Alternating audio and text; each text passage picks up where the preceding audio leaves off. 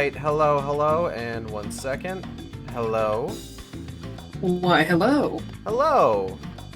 All right, hi. Welcome to the Shark Stream. It's me. It's Gage, aka Acid Shark. How are you? I hope you're doing well. I am joined for this Web of Word Wednesday by friend of the stream, Molly. Hello, Molly.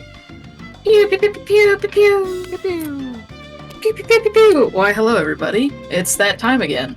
Once more with feeling. Once more, we are webbing the weird. We are out here, direct to VOD, webbing those words. Oh yeah, why don't you? Yeah. Why don't we go over that little fun fact? Yeah. So you may recall that last week, when we were discussing Hellboy the Crooked Man, we were talking about how excited we were about that prospect of it coming to U.S. theaters for getting to get to see it in a theater. Well, it just so happens that between then and now, there has been a development. Hellboy the Crooked Man is not going to theaters in the US. It is in fact going to be a direct-to-video on-demand title. I was just waiting, because, God fucking damn it. Of course. Which, I guess I'm not terribly surprised about. I'm actually a little bit surprised. I thought it was going to come to theaters. Yeah, apparently give me 1 second here, I'm gonna just grab my Joy-Cons. I was talking to friend of the stream, Lucas, who I believe I mentioned last week, lives in Brazil, so he did get to see the movie in theaters. Mm-hmm. But he said that it wasn't advertised particularly strongly, and the advertisements that they did get were very misrepresentative of the film. Which I don't think so. The trailers that I've seen, the English language trailers that we got, I don't feel like they're terribly misrepresentative.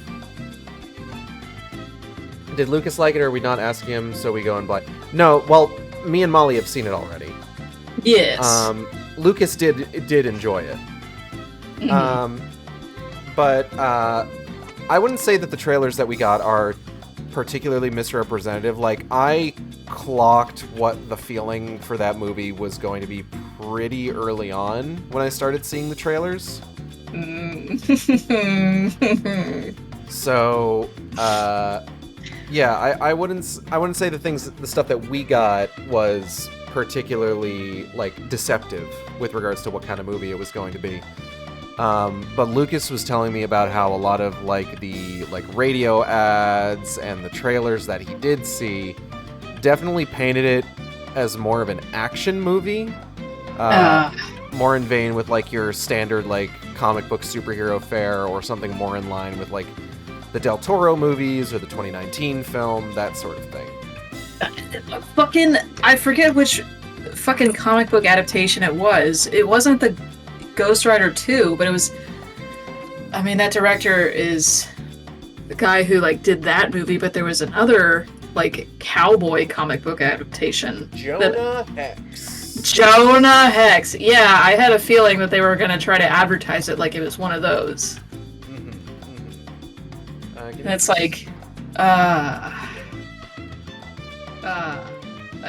it's I could smell something as soon as, the trailer came out before the supposed September release date.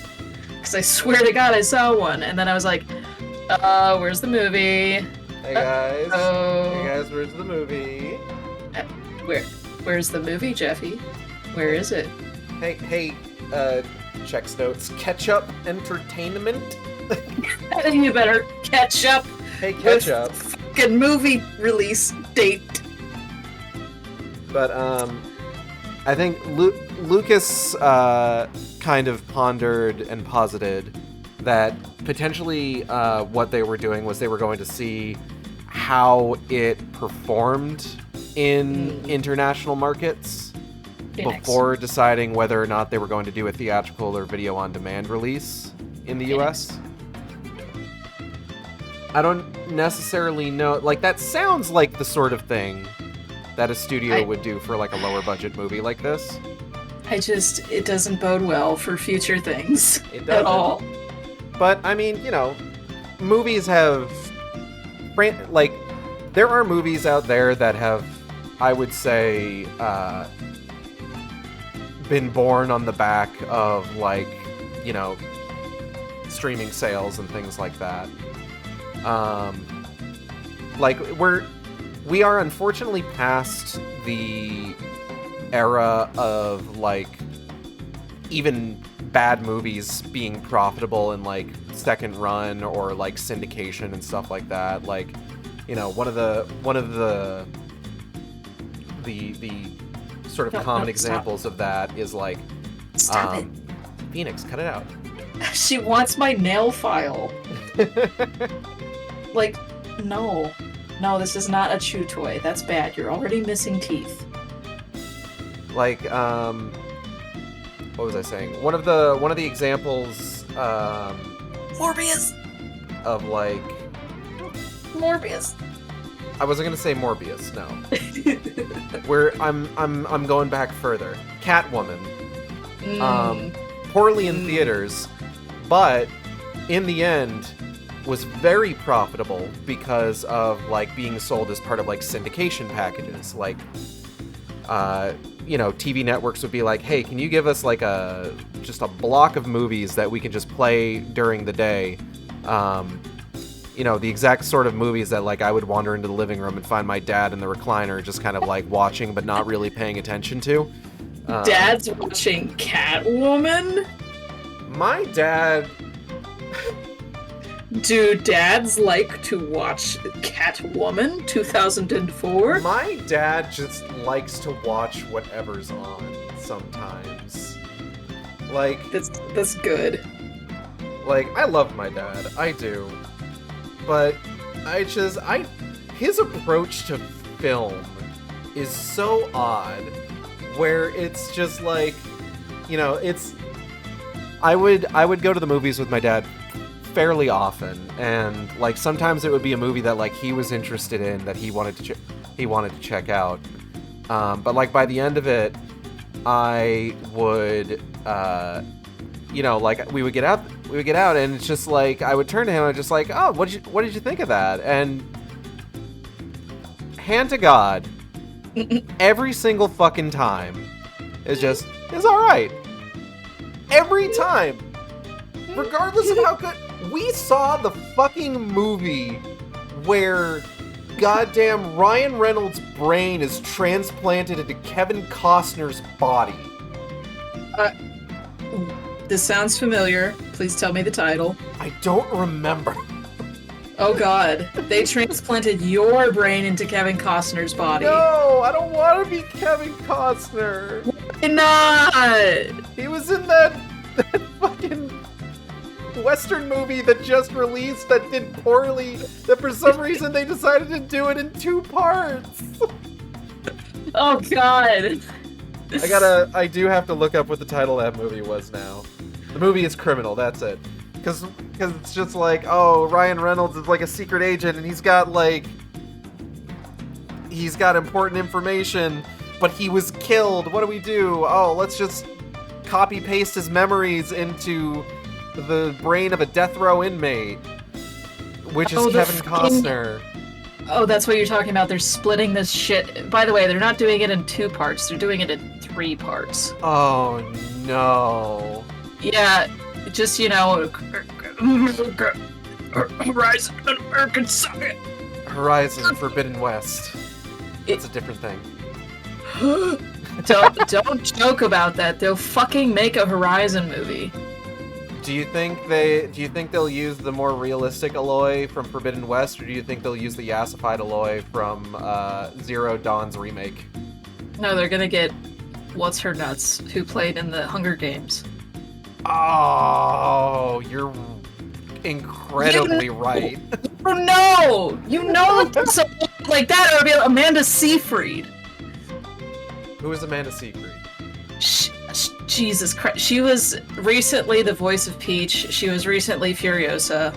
No, that's not who that is. Amanda Seyfried? No, you're thinking, oh god, what's her name? Queen's Gambit girl. Is it not Miss Amanda Seyfried? It's Anya Taylor-Joy. Anya Taylor. Okay, they're. Now, to be fair, pull them up. she was I'm just really gonna pull them up. good in Furiosa. This is true. She fucking killed it. What the hell's wrong with? Okay, I do this same thing with like Jimmy Kimmel and the other one, Jimmy Fallon. Jimmy Fallon. They both look the same to me. I mean, that's fair. Okay, Just keep in mind, Jimmy Kimmel was in Hellboy 2, The Golden Army. Oh. Bringing it back, let's get started. The best Hellboy movie. Okay, if you put Miss Amanda's and Miss Anya's side by side, am I not correct? I would have to see them side by side. They're like blonde leading ladies, but both of these are good candidates for playing live action Aloy. They'll do some bullshit like that. You know they will. And then it'll be a similar release on to Netflix type of film. Oh.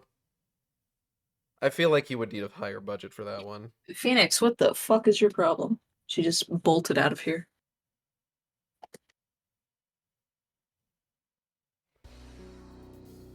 It's time. It's time. Okay, Michelle Rodriguez. I don't know the characters of Horizon, so I can't like make a humorous quip about who Michelle Rodriguez would play.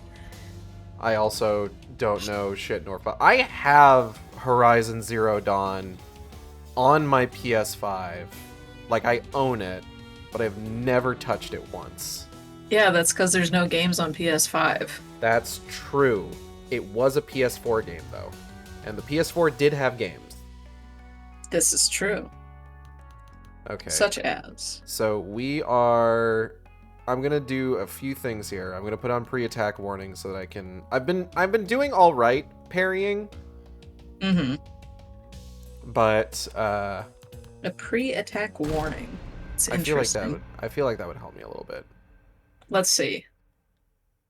I'm gonna need to try and remember all of these controls. Give me one moment.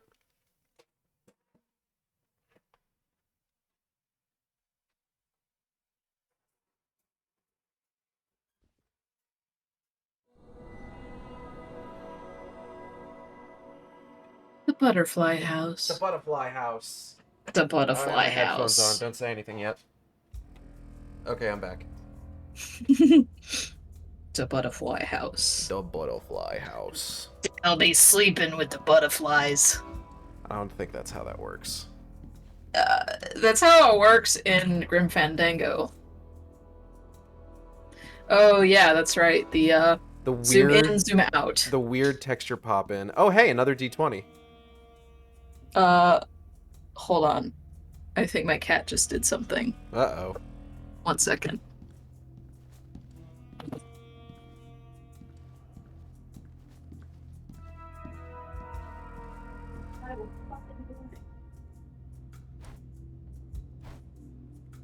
Just launch all of it.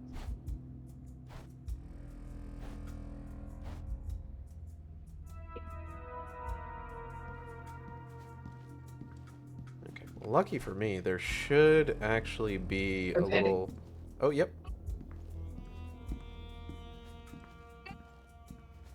Phoenix, would you like to say hi? You were just very vocal a second ago. Okay. Now she's embarrassed. Okay, what? 1 second. Okay. Because I heard a noise through the headphones, and I saw the tassels that shape my door, blow in the breeze. And I deduced that Phoenix launched off of a penis. What? Launched off of what? Hey, launched off of what, Molly? You wanna run that by me one more time? A piece of furniture. Piece of furniture, you say? Okay. That's not what I heard. That's not what I said either.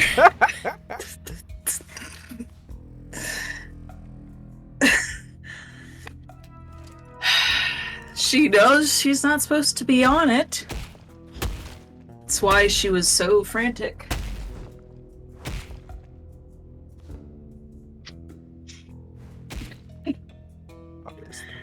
We're off to a great start. Oh, yes.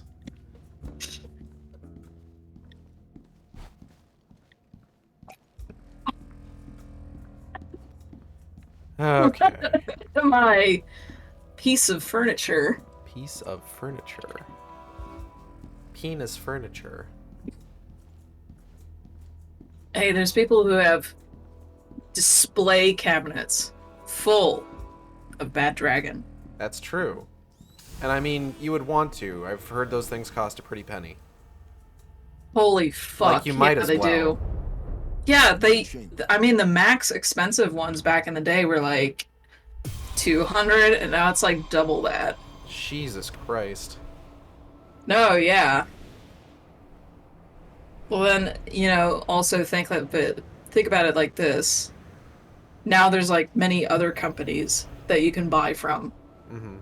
Because 10 years ago, something with that grade of silicone was not commonplace. Yeah. Well, you know what they say about bad dragons and inflation.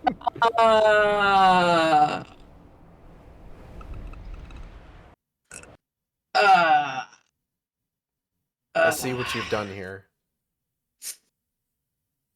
I walked right into that one.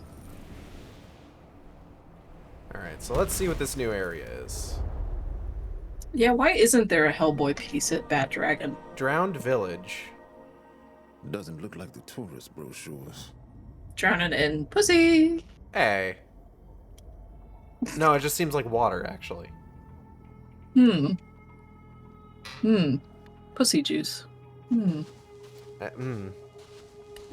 Okay, so I am thinking we're either going to be dealing with skeleton pirates or skeleton Atlanteans or eldritch horrors. I want to say frogs. Oh, frogs. Okay. I'm going to place my bets. I'm going to place my bets on frogs. Mads might know more about this. My money's on fish people who are also pirates. This is also pretty likely. I feel the vibrations of change upon the threads. No, that's the bad dragon. That's the bad dragons. Word's upkeep is beyond my feeble abilities. Scheherazade is a fine weaver, but if mortals were to regain their influence, perhaps. Perchance? Yeah, I'm sure you do something about it. Unless. Whatever, lady. Nay, I shan't. Alright, Phoenix. let's do Fortune Aura. I've been doing pretty good maintaining my health. I feel like. Oh, yeah. Let's not walk into that. Oh, yes, this game does have traps. Little Scooby-Doo traps. I think they can pull a fast one on me. Little All right. Speedy Gonzalez. Ooh. Hello? Okay. What the fuck is that? We were both wrong. I have no idea what this thing is supposed to be. Some kind of crab man? Crab people. Crab people. Oh. Ow. Oh, God.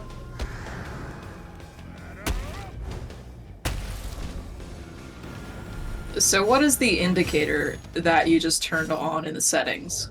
I saw a small effect before he hit me really hard that I think is what we're looking for.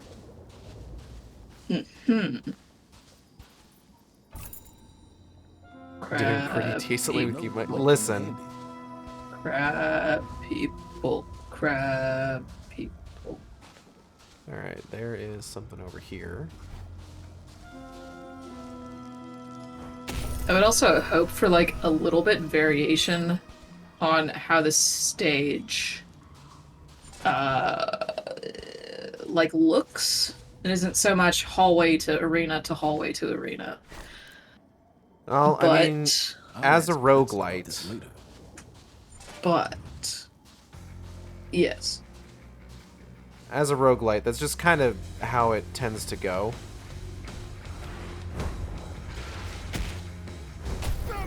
Ow. Okay. It's just Unnecessary. the way it is. Things will never be the same. Oh. Oh, Hi, I won. Phoenix. Okay. Ooh, You're Sea Witch. Oh, fuck yes. And also Phoenix. Ow. Ow.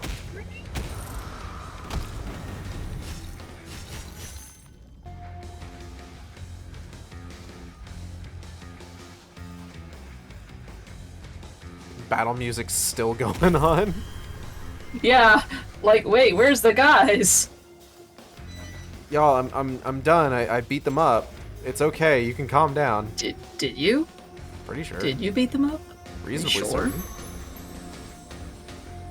That's better. Is this a music glitch? Might be a music glitch. Oh boy. This is good. This is good.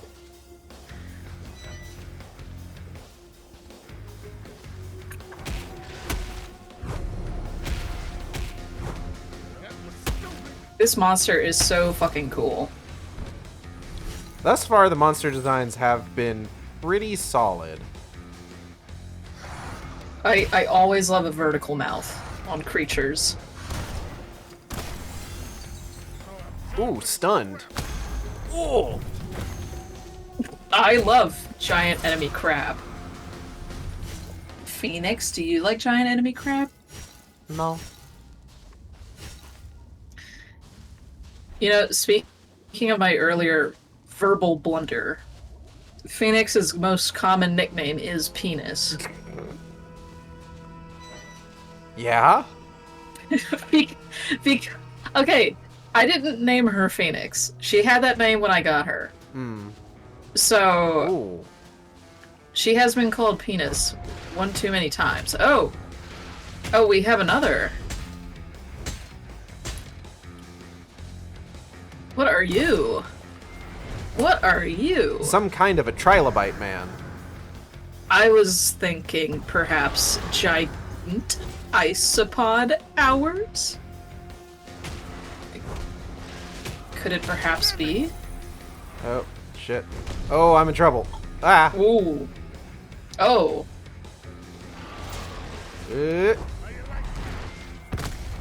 Damn. That's not what I wanted to do. Oh shit. But that's fine. Oh no. Phoenix, why are you sad?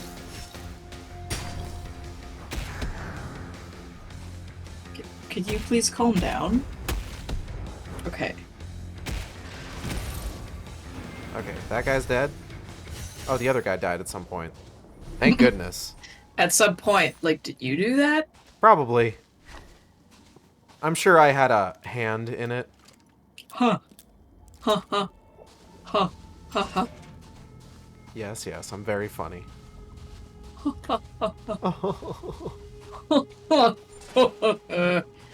fuck Somehow. Oh, the D20.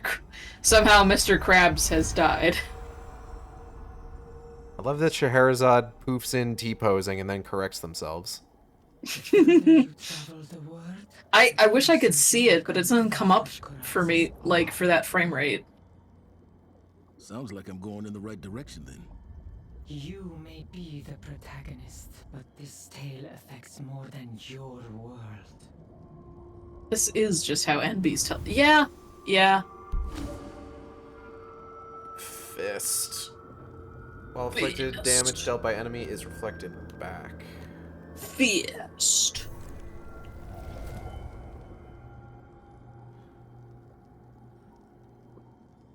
So I decided to check my phone while that dialogue scene was playing, and I got a news article notification. Oh. U.S. man 81 sentenced to 6 months for creating giant hybrid sheep for hunting. Oh! Oh my god, I saw that. That was fucked up. Arthur Schubarth of Montana used tissue and testicles from Marco Polo sheep to clone animal and create hybrid. Just, this is like the first time that we've heard about cloning in the news in a long ass time. It's some And they fucking mad scientist shit from the sound of it. and they send the man to jail. It's like, come on. Actually, no, wait. It was for commercial hunting. Which is scumbag shit. It's like you raise animals that explicitly get taken to hunting grounds, and that's literally all they're for. That is some scumbag shit, yeah. And we like rams and sheep on this stream. Holden, in seeking a probationary sentence, argued that Schubarth was a hard-working man who has always cared for animals and did something that no one else could have done in cloning the giant sheep, which he named Montana Mountain King, or K. It's MMK. Okay. Okay. Oh my god, do you remember that Vine? Bye. I do not. Oh gosh, I would suggest like, oh, let's just play it on the stream, but it is so loud, and that's why I laugh. Hee hee, loud funny video. Schubarth owns Sun River Enterprises LLC, a 215-acre alternative livestock ranch which buys, sells, and breeds quote-unquote alternative livestock, such as mountain sheep, mountain goats, and ungulates, primarily for private hunting preserves where people shoot captive trophy game animals for a fee, prosecutors said. Oh, Kaylin. Okay, fun fact. Kaylin. So that Vine of the guy going, hee hee hee, Ryan, that was literally them on the phone with my best friend Ryan. That's the Ryan who it's talking about. Yo! That was so fucking funny. And the person in the Vine, it was like, they were like drunk as shit at 8 in the morning.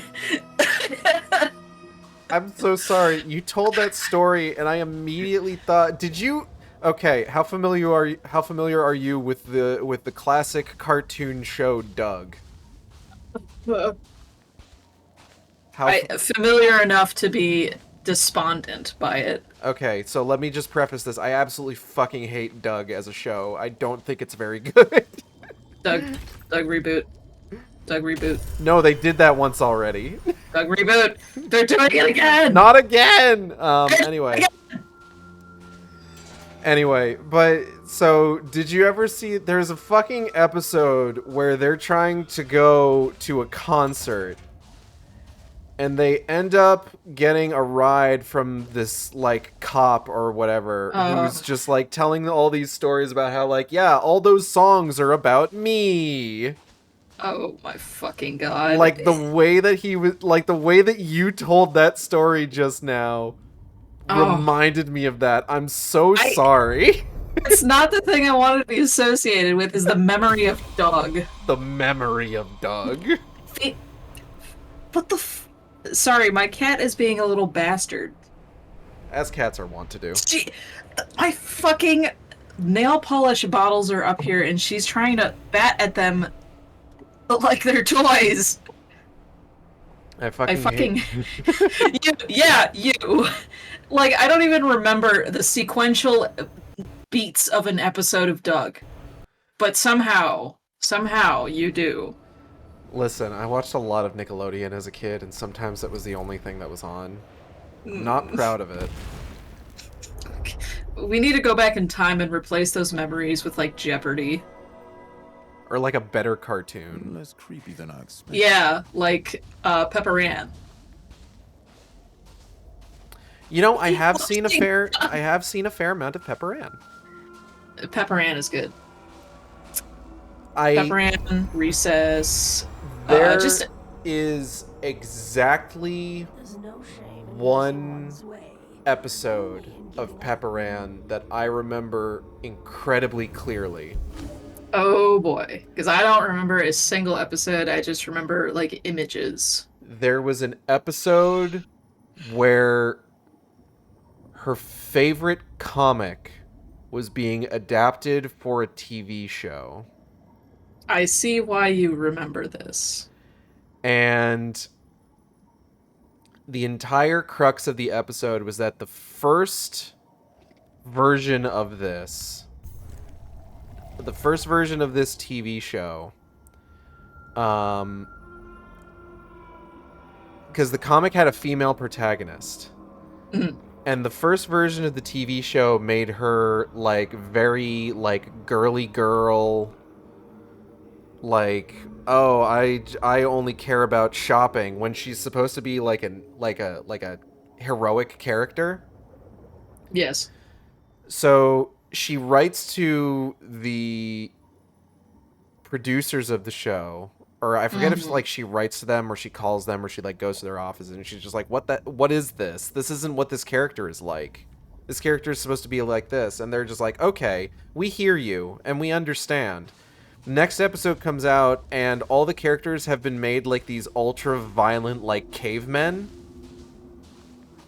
And she's just like, what is this? This isn't what I wanted. And then she complains again, and then the show gets canceled. Imagine having that kind of power. Can you give me just one moment? Vamp for a second. Oh, yes. Gage is now AFK, or also known as away from keyboard. And now we will hear the soft tones of the golf clapping. Nice, nice, excellent. Let's hear another one. Fantastic. How about some crickets? Beautiful. Beautiful little creatures.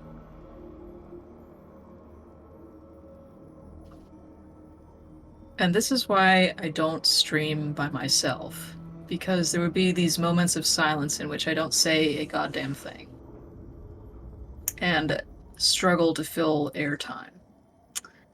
How about, all of a sudden, flames of disaster? The flames of disaster! I don't know what's on this soundboard. Oh my god. Extremely loud, incorrect buzzer. We'll save that one. There's just one in here called breeding halls, and I don't want to click on that. How about some more golf claps? Excellent. Absolutely excellent.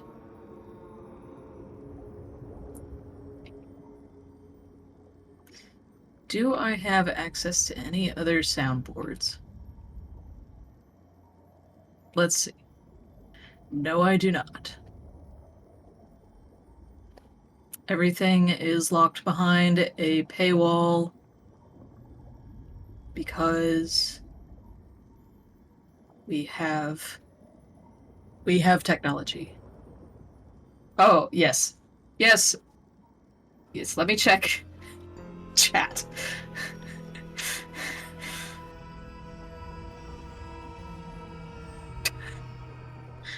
Imagine having the power to cancel your favorite show by complaining about it on Twitter. If only that could fucking happen. Like, absolutely everything would be immediately canceled because of the endless amounts of people, like, complaining. Pitted against people praising things. It would just be an endless stream of 50-50.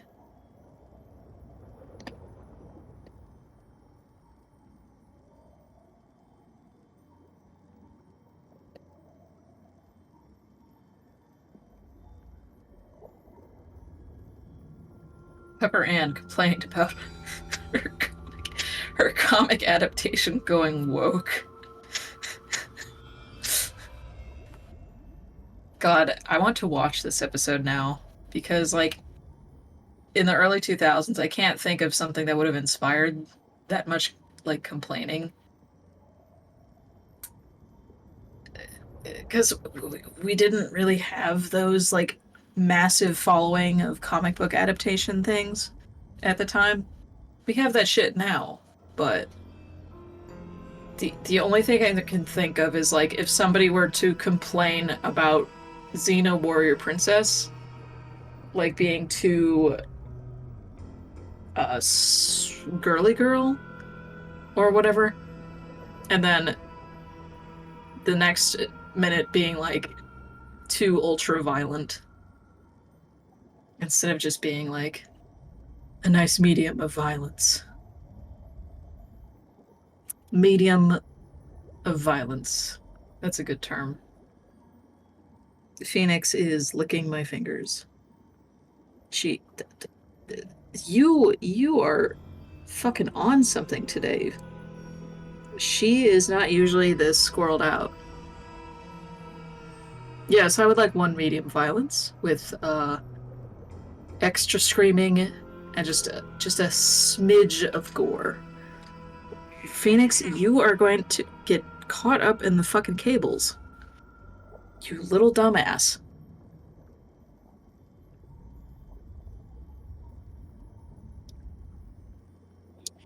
Do you want to try the sauce? I would. I would like to try the sauce with a side of Wilhelm scream.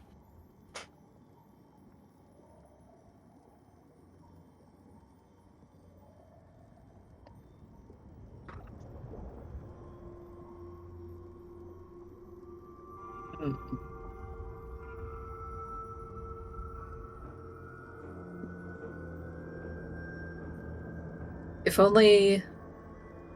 only we had Parsec and my computer had the ability to use Parsec, then I could remote in. And I could be the video game boy. We're fresh out of confused 90s lesbians today. Confused lesbian machine broke. Do you think that they were confused lesbians in Xena, or were they very assured lesbians?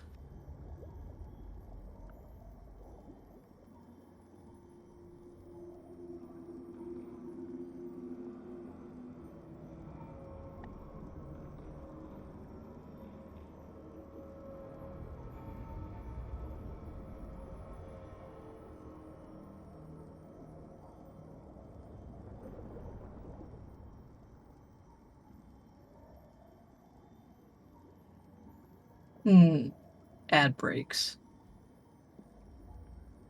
I think Xena awoke something in about 60% of the female. You know what? I wish that fucking happened to me, because I never watched Xena when I was a kid. I was just like tangentially aware of it. What I did watch, however, was Sabrina the Teenage Witch. So that awoke something else in me.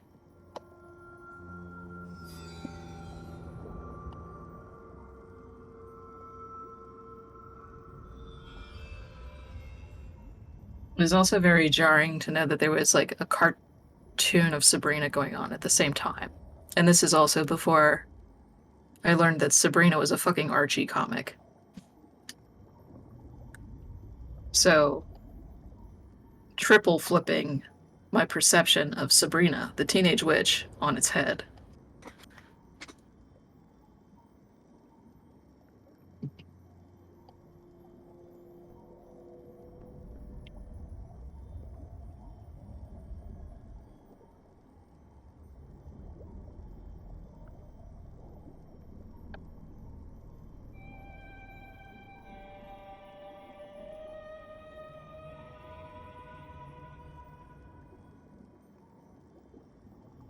I learned about the Archie comic and cartoon because there's a Game Boy Color game by the devs of Shantae.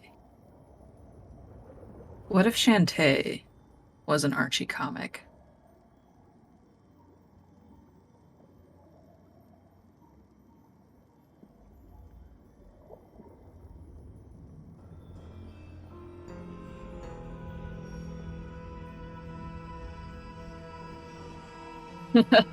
Didn't like that one. Also, God, I can't imagine what watching this stream is like with the ads on Twitch. Because, like, these ad breaks are so fucking sporadic for, like, a single minute at a time.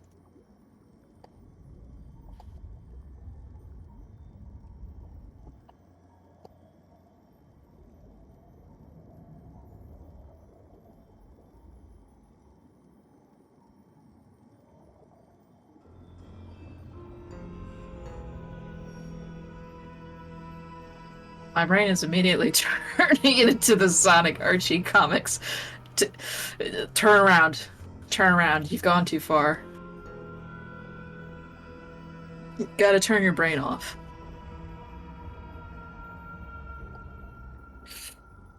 Why, hello, gamer over hell. Ken Pender presents Shantae, please, no. At the current moment, Gage has stepped away, and I appear to be doing something called vamping, which is not a term I'm very familiar with in relation to streaming. Because the only way that I understand the term vamping is in relation to Dear Vamp from Metal Gear Solid series. Because Vamp is just a little scamp.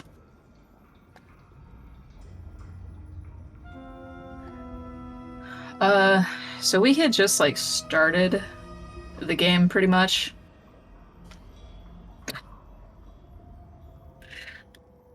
And then she said, I'm gonna vamp! And she vamped all over the place.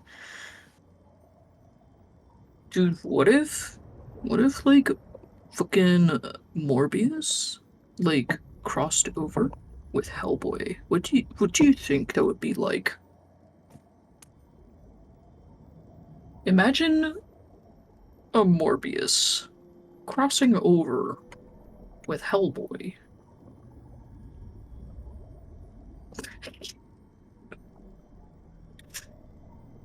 More boy. Carl Sagan pondering.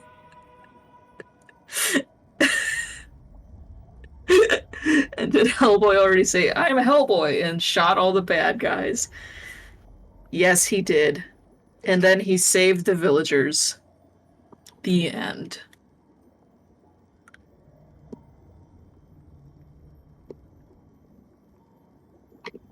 I no longer know what Carl Sagan has to do with this bit.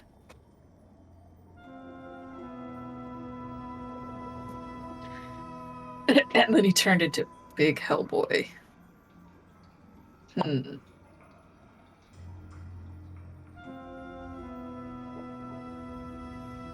Now, if Gage does not come back soon, I will start talking about the new Hellboy movie that is not coming back to theaters. It is instead being released to video on demand. However, right now, you can pirate it. You can find it. As long as you use a VPN trademark.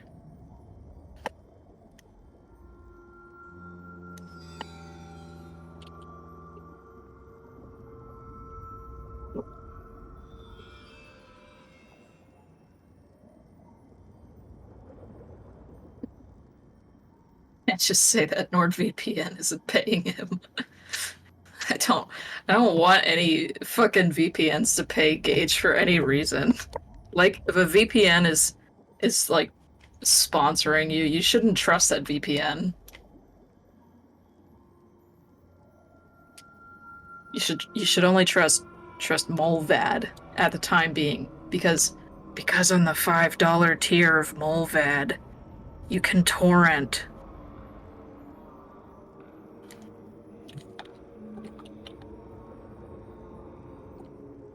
I will not trust the VPN's money.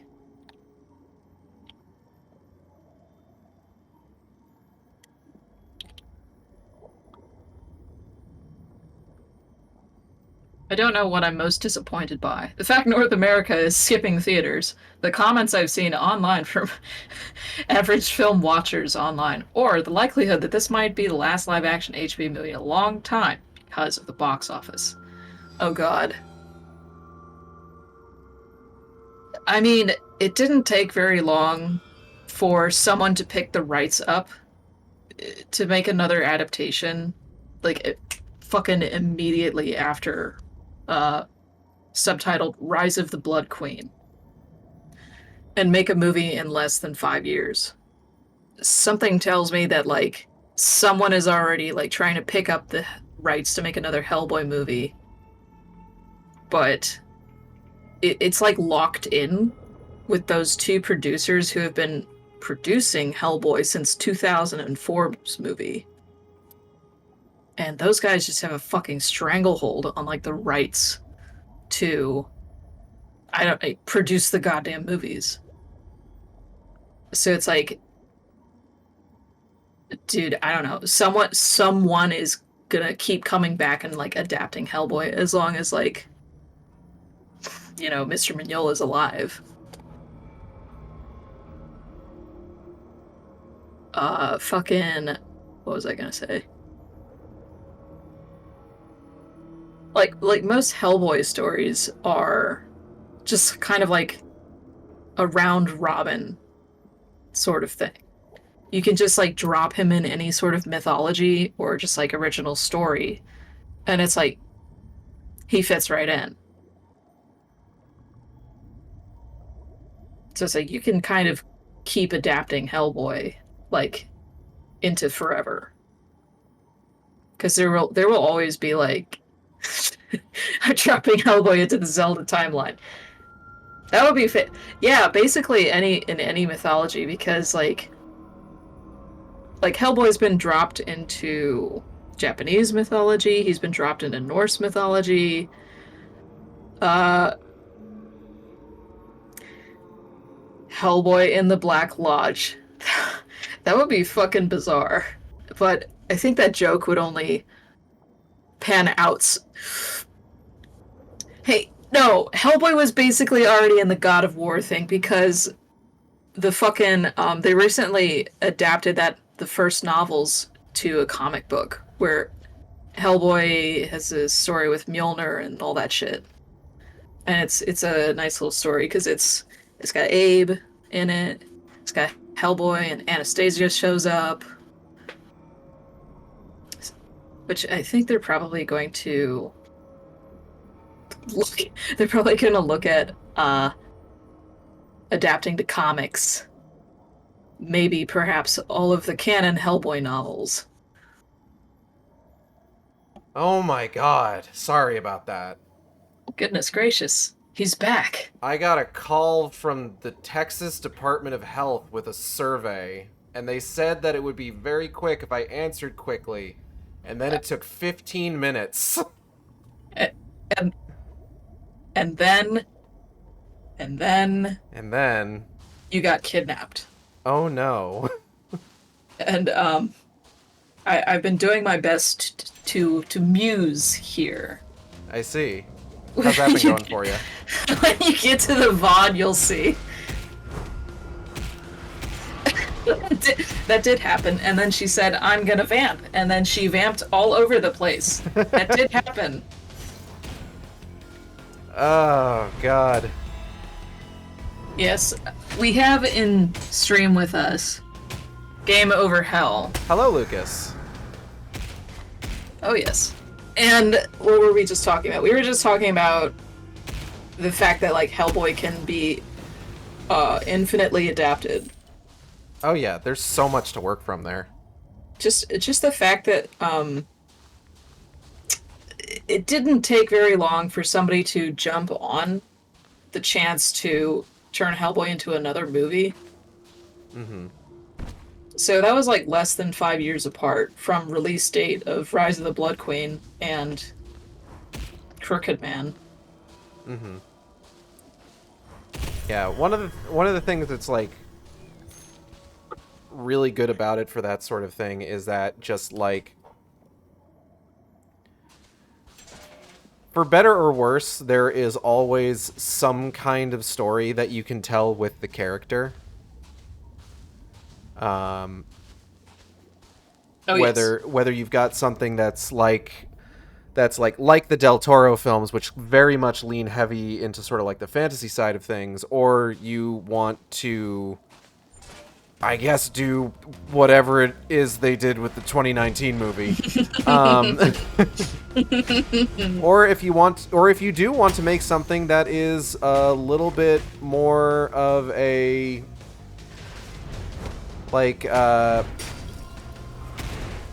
more like down to earth kind of story, like The Crooked Man. Yeah.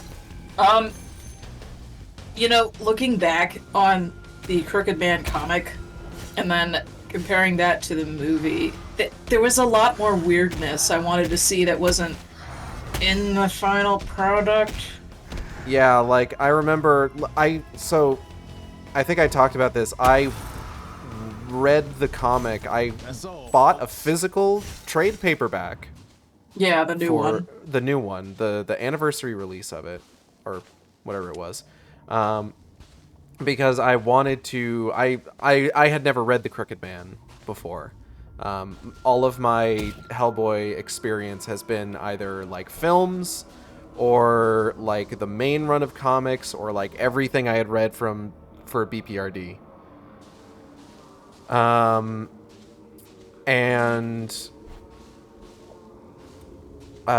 read it, and it was interesting.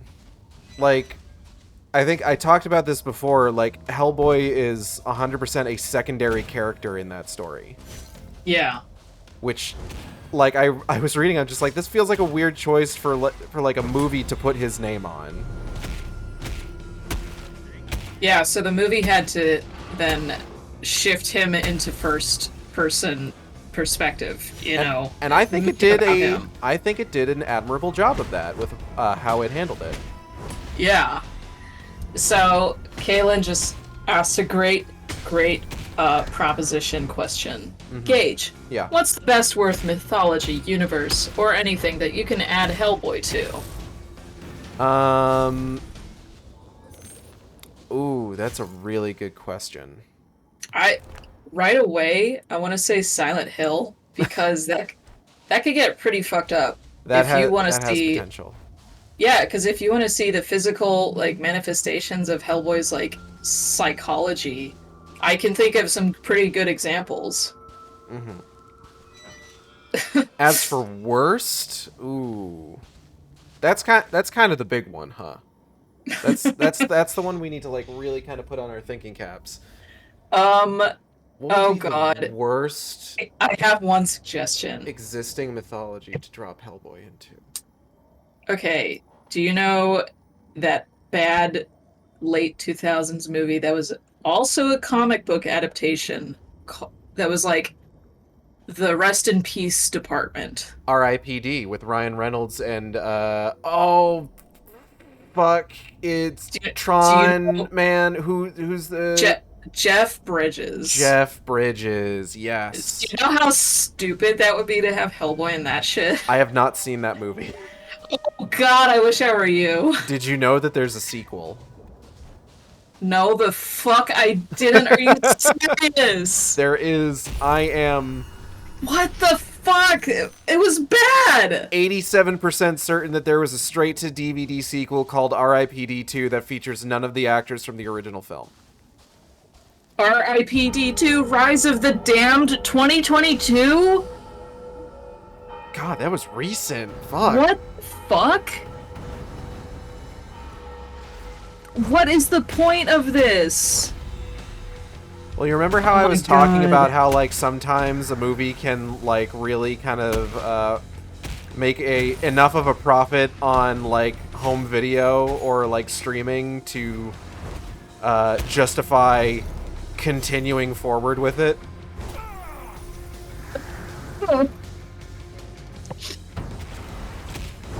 Even in spite of, like, being bad? I don't even know any of these actors. Yeah, that sounds about right. Who the fuck? Oh my god. This director has only directed 2 other things, one of which is a horror film, and the other one is what I assume is a comedy called Chick Fight, because Mr. Baldwin is in this. Okay. Dear God. Which Mr. Baldwin? What did I just grab and what just happened? You know. Okay, fair enough. Anyways, continue. Mr. Baldwin, how do I describe Mr. Baldwin? There's one of 3 ways. Is it the shot somebody on the set of a movie, Mr. Baldwin? So I could describe him as the guy who shot somebody on a film set. I could describe him as the voice of Dennis the Assassin from the SpongeBob movie. Or Was I that could describe him? Yes, it was. Yes, it was. Oh my god. Absolutely. Okay, continue. He's never done that like cadence in anything else ever. No wonder I didn't recognize him. Yeah. And or I could describe him as Mr. Beetlejuice Deuteragonist. Yes.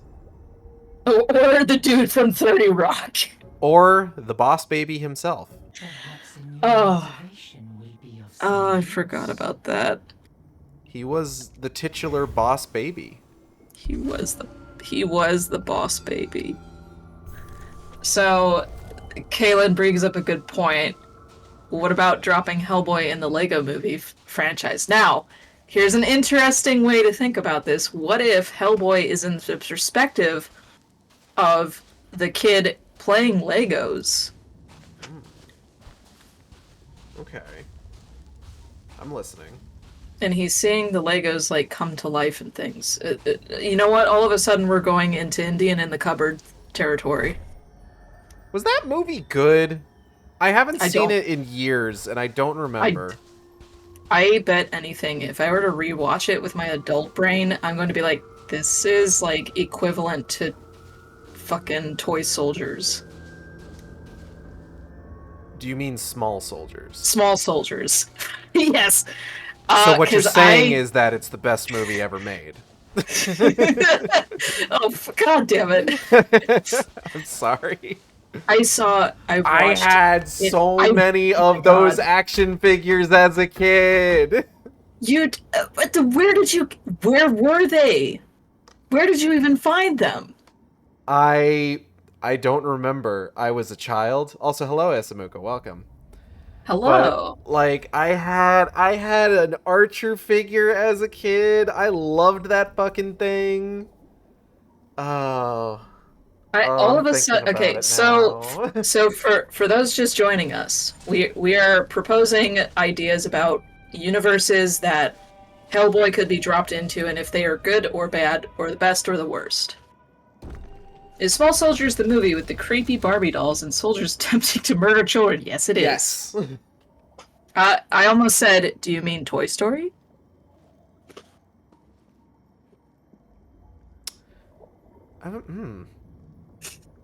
Did they almost murder children in Toy Story? I mean, they were very threatening towards Sid. They But did I- cause him psychological trauma. But I also don't think there were any creepy Barbies in it.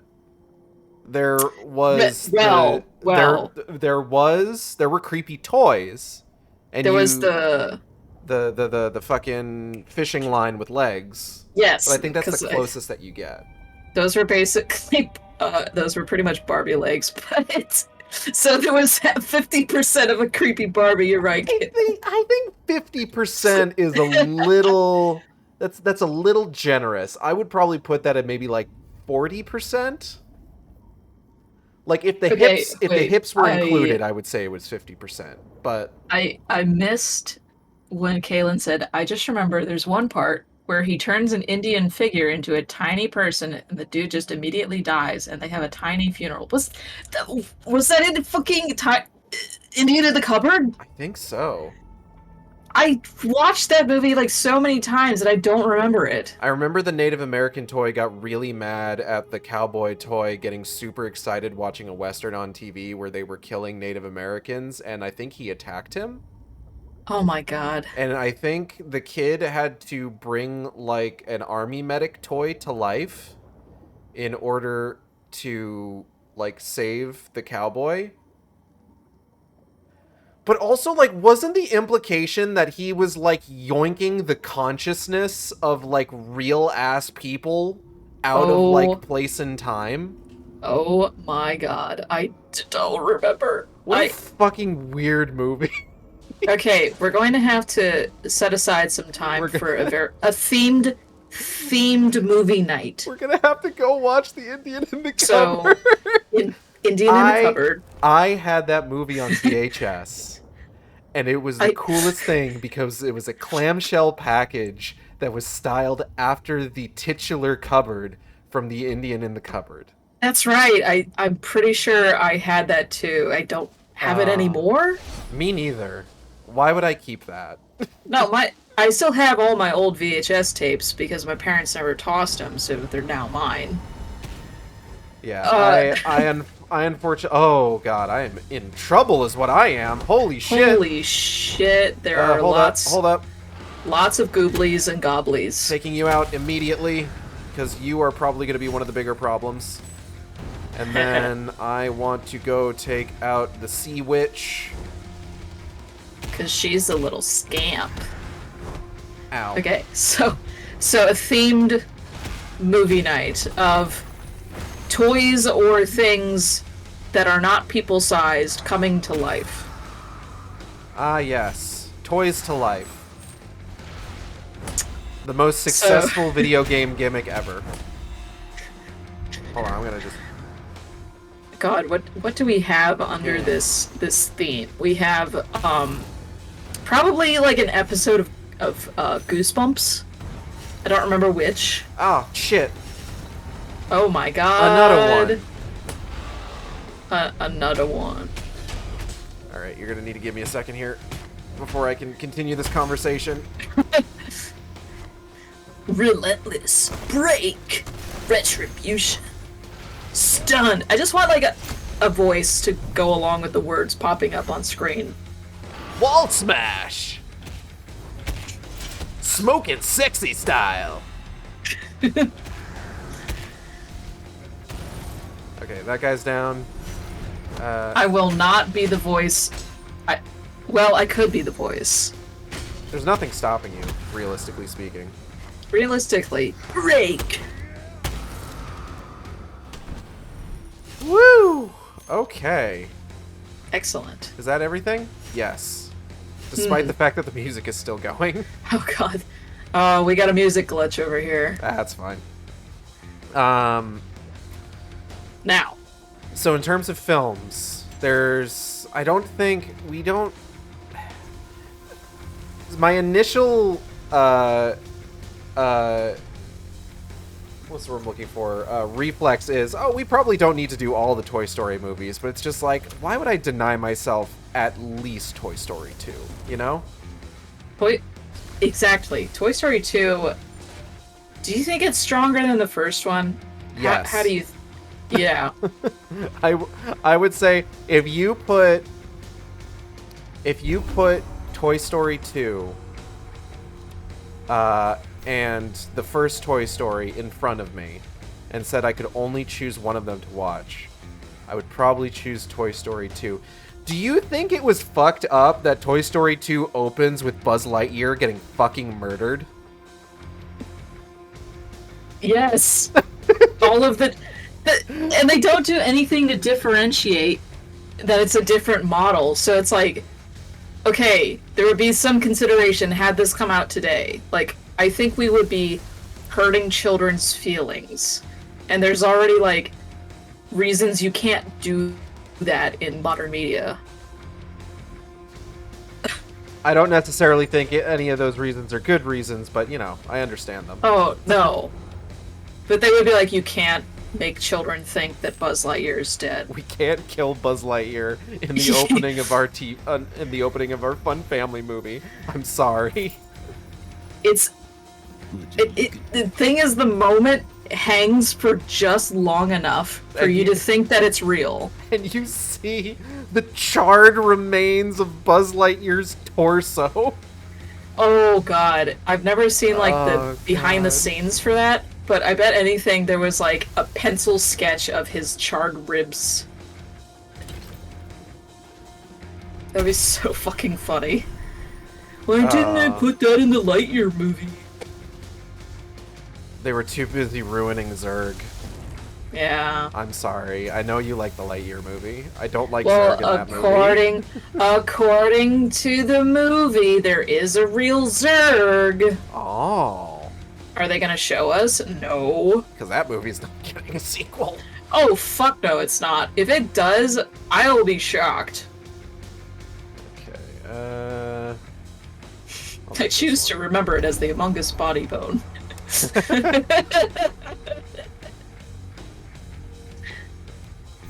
Oh god. Okay, so we got a boss. What do we? What are we thinking the boss is gonna be? Do we have any? All of a sudden, the environment is all purple instead of blue. Yeah. Oh, Kaylin, would you like me to talk about this? Was that movie any good? I only remember everyone got pissed because two women kissed for half a second. Personally, I'm. Your explanation is going to be longer than mine, so I would like to go first real quick. Oh, yes. I thought it was fine. I thought a lot of the callbacks to, like, classic Buzz Lightyear lines were really kind of cute and funny. I did enjoy that. I just, as somebody who really liked Zurg on, like, a design level, and also from the Buzz Lightyear of Star Command cartoon show, I was not a fan of how it handled Zurg, so that kind of spoiled the experience for me, but Molly, please. Now, me, who was an active participant in the Lightyear fandom as soon as the movie, prior to the movie coming out. Not me, pal. Hold on, we got a boss. Imprisoned us. Versations bound us. Again, not me.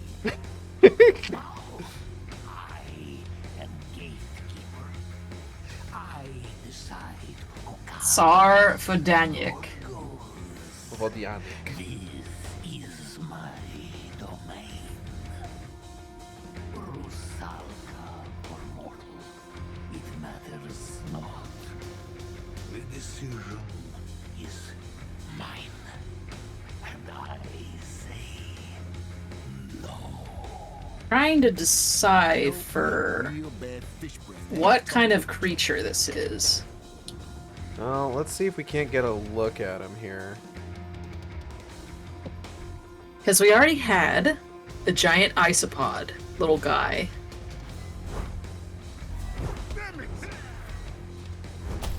Ow. Okay. He appears to be an amalgamation. Oh. Oh. Okay. Oh. Okay. Oh. Oh. Rake. Obsession. Relentless. Extra damage. Oh. Fuck. Ooh. Okay. Ooh. Got ya. Haha. Parried. Parry. All right. Phase 2. Let's go. So please talk about Lightyear. Okay. Now, as an active participant in Lightyear fandom, before the movie even came out,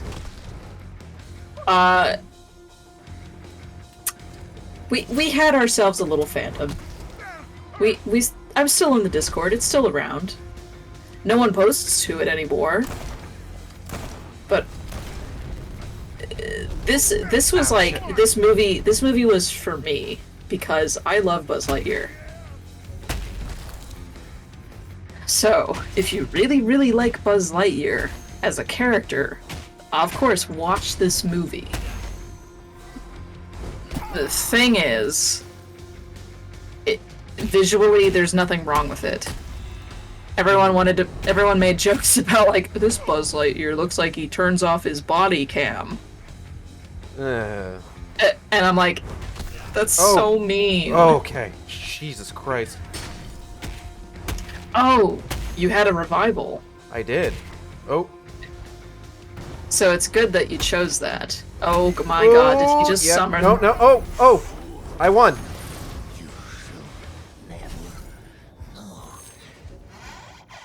Okay. Oh my god, I got scared for a second. I also got scared for a second.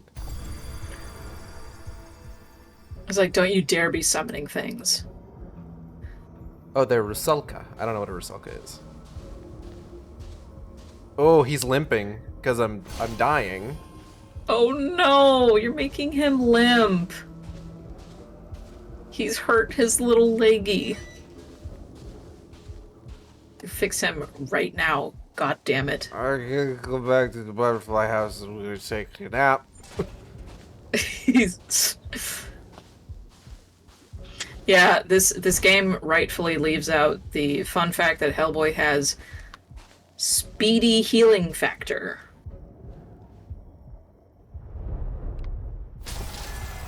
Objective completed. Objective complete.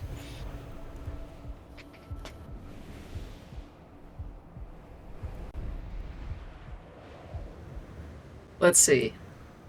Oh yes, Lightyear. Lightyear. So there were tons of like visual nods because everything is a fucking like vehicle for visual nods these days. Like, all right, whatever, you know, fucking get it over with. So, as far as like stakes go, the movie's stakes are not very like deep, which is like I would have wanted like a Pixar movie to have a bit deeper stake plot. You know, like a really thick steak, like a steak that weighs like a pound, you know. But this was a very, very gentle steak because who knows? I don't know. Maybe we can't like upset children like we used to with Finding Nemo or something. But the movie was basically headed by people who were major participants of Toy Story. So it's not like the character was not in good hands. Mm-hmm.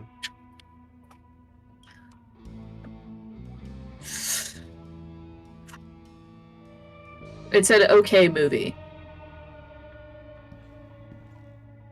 Yeah, it's basically. Yep. It's okay. The owner was a nasty piece of work, but I got it. They kind of played it extremely safe. There's some interesting parts though.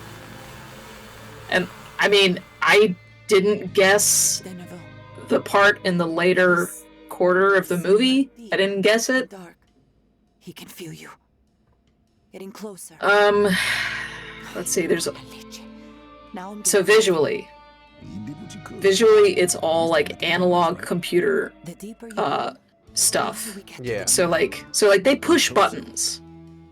They push lots and lots of buttons. And it feels great. There's not a single character looking at a fucking cell phone. The psychic thing is rubbing off on me. Just people living in the moment.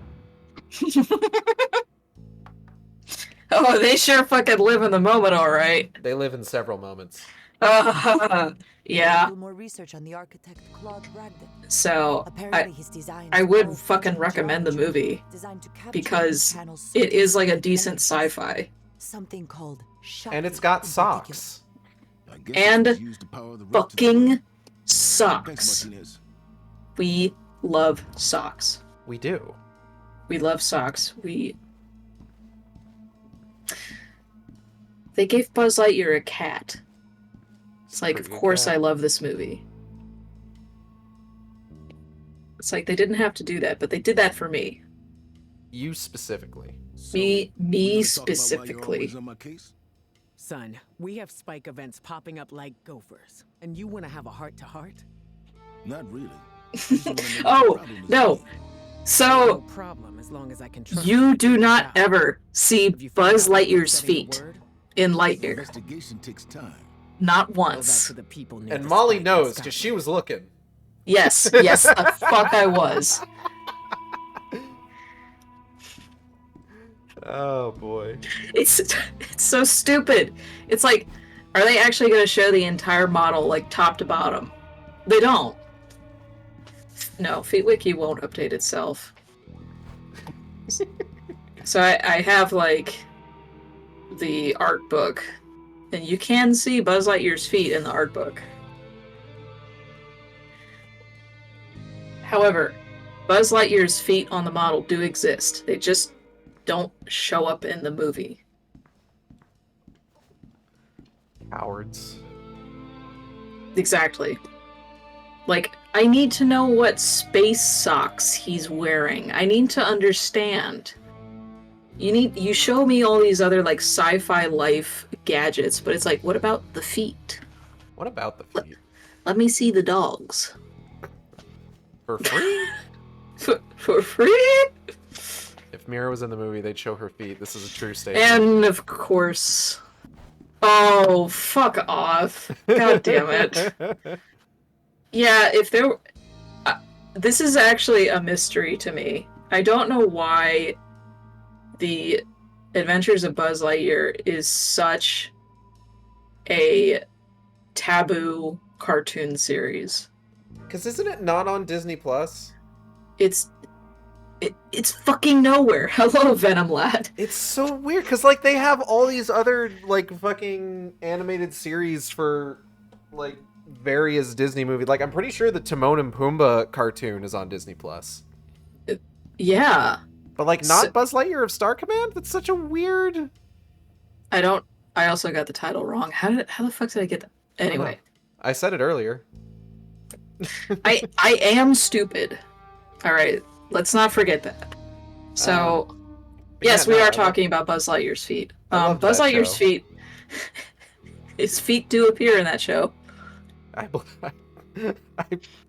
believe you. Hey, Red, you talked I remember them. How did he seem to you? Why did you have to say that, Venom Lad? But I think the Wyrd did a number on him. Didn't I? Went to a left. No, it's such a fucking mystery. Me? That it's such a fucking taboo. And this is pure conjecture. The only thing I can glean is what's his nuts that got, like, excommunicated from Pixar for, like, inappropriate, like, sexual conduct or whatever. I forget what his name is. As I should. It's probably for the best. But, like, my guess is the cartoon was not reflective of his vision of the character, and he just, like, tried to bury the fucking cartoon. Because that guy seems, like, really specific about the characters. Like Buzz and Woody. I remember... Was it John Lasseter? Yes. Hellboy. Okay. I was talking to Martinez. She says because, like, I recently, like, watched some Pixar documentaries, and John Lasseter seems like he's very particular about his characters. The Papillon Chamber. Not really the Ken Penders effect, but, like, it was early on enough that he could probably just, like, make sure that the cartoon happens and then never again. Or the cartoon, like, happened maybe without his say-so? Or something? That reminds me. There has been... Okay. If anybody here keeps up with Ken Pender's stuff... Has there been a Ken Penders effect? There has been a Ken Penders development. There's been a Ken Penders development. Eyes on Ken. So, okay. Now this is nothing you have to explain to me, but the audience. Viewers who are familiar with Mr. Penders, Ken Penders is kind of a weird guy. Kind of. Like, I don't want to, like, completely paint him as, like, just the worst of the worst. He got into a legal battle because he claimed that he had ownership of the characters and stories that he wrote for Archie. Which, quite honestly, is fine. it's actually a good thing that he ended up being the victor in that particular legal battle. It was entirely predicated on Archie having lost his original contract, but, you know, we're... Regardless. So, folks who are familiar with Ken Pender's work, let's just call him Kenders for now. Let's just call him Kenders. Those of you who are familiar with Kender's work in the Archie Sonic series, at Venom Lad, actually, you're getting a little ahead in the script here. So those who are familiar with Ken Pender's work on Archie comics knows that in the Knuckles comics, which is kind of where a lot of his work was flourished, let's say. He was basically given carte blanche to do with whatever he wanted with Knuckles. Sega was very particular, even back then was very particular about things that they could do with Sonic, but was not quite as particular on things that they could do with Knuckles. That's why the Knuckles stuff got as fucking buck wild as it did. Not to say that the Sonic stuff didn't get buck wild, but the Knuckles stuff was an entirely different level. You may recall a couple of characters from that series, and the characters that we are going to focus on here are Julie Sue and Lara Sue. Lara Sue doesn't factor into the Penders update quite as much as Julie Sue does, but it's important because Lara Sue is she's kind of a Kyle Reese-esque character. She's from the future. She was sent back in time to right the wrongs of the past. God. And her story was supposed to continue in what was called Mobius 25 years later, which was supposed to be Ken's magnum opus. 25 years later came and went, wasn't very good. Later writers would do incredible things with the concept, including like a Mad King Shadow, a bad future version of events. It cool shit, honestly. That is, of course, the Ian Flynn era, as you could probably guess. You know, when things started being good. But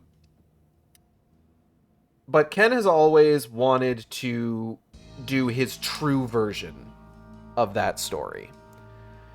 And when he won his legal battle for the rights to his characters and his stories as written in the Archie comics, which, again, objectively a good thing that he won that legal battle. I want to go ahead and put that out there. Comics creators are notoriously fucked over by contracts and bigwigs, and it is an objectively good thing that Ken Penders won that legal battle. Indeed. Now, whether the following legal battle, or not, I shouldn't even say it's a legal battle, it was thrown out, but the following attempt at a legal battle with regards to characters present in Sonic Chronicles Dark Brotherhood is an entirely different matter, but we're not going to get into that right now.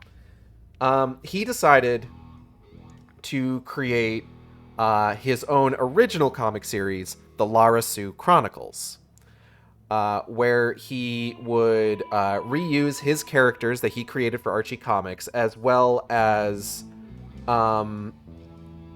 legally distinct versions of Sonic the Hedgehog characters.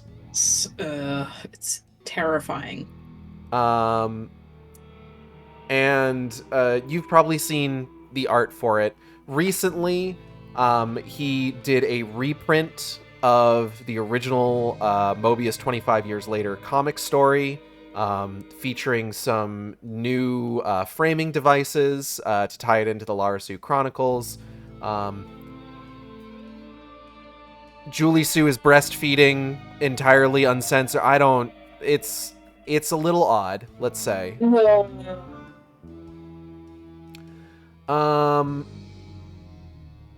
So, speaking of Julie Sue, One of the things that Ken loved to do was to give these characters family members, larger families. And this was something that was honestly all over Archie. You know, you had like Sonic's family, Mighty the Armadillo had a sister, Tails' parents factored into like a major storyline in the Ian Flynn era, things like that. Knuckles has like a half-brother named Kneecaps,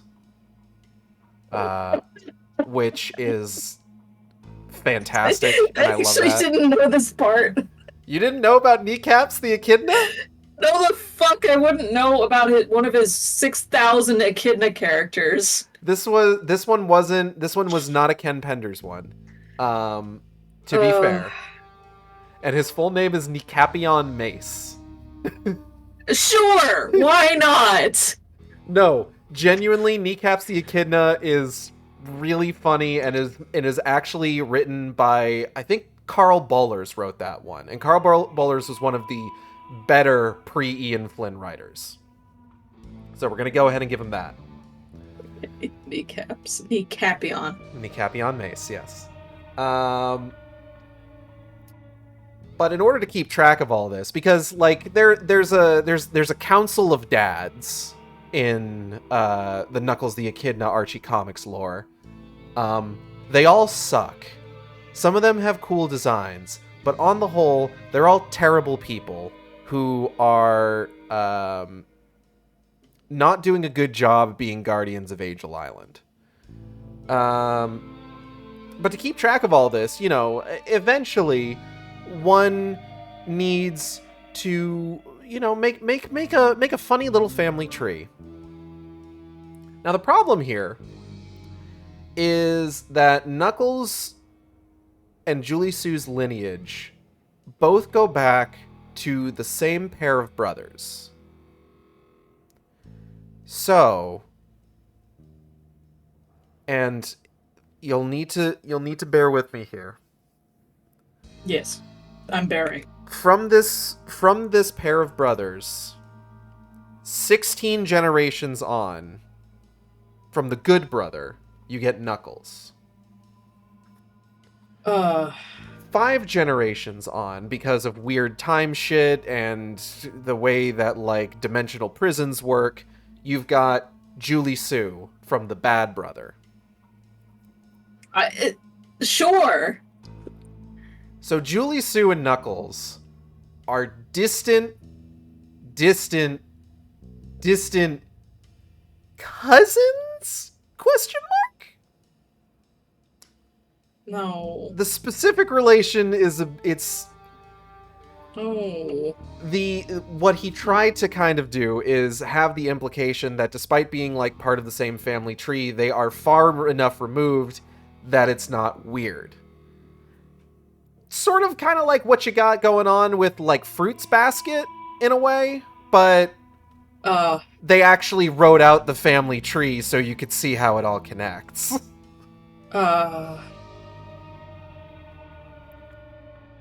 Fruits Basket's a good show, by the way. I don't want my comparison here to imply that I have like negative opinions about Fruits Basket. I actually really like Fruits Basket. I was looking for a soundboard, soundbite real quick, but I couldn't think of one.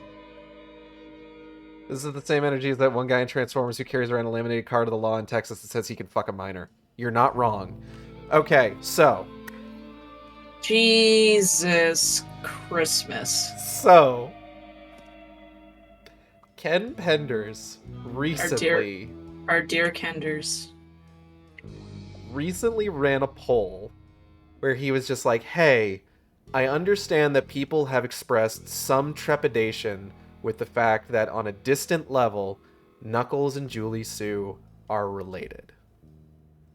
So, I am running this poll to determine whether the pair of brothers that they are distant ancestors of, that are distant ancestors to them, should actually be brothers or not. So, the poll has 2 options. 1, they remain brothers. 2, they were just pals.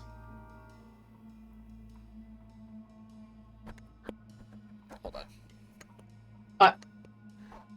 Do you want to know which option won the poll? Tell us, which option won the poll? Knuckles and Julie Sue remain distant cousins. Are you shitting me? No. Did somebody like sabotage this? I don't know. I don't Oh my god. know. People definitely gathered together and were like, we're going to troll this. We're going to troll everyone. And it worked. Almost certainly. And it's just... like, okay, I mean, you know, he put it up for a vote. The people have spoken. He's gonna be like, no, it's a Twitter poll. It doesn't count. Maybe democracy was a mistake. Maybe. Maybe. Unfortunately, Kenders has a Twitter account. Oh, God.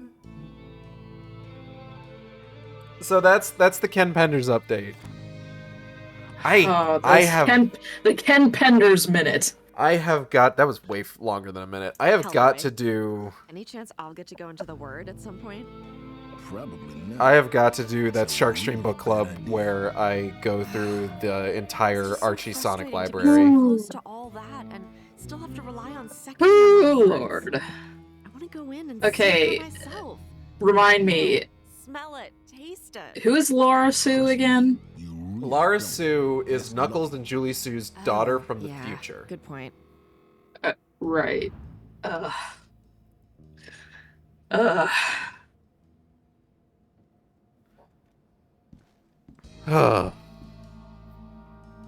Me too, buddy.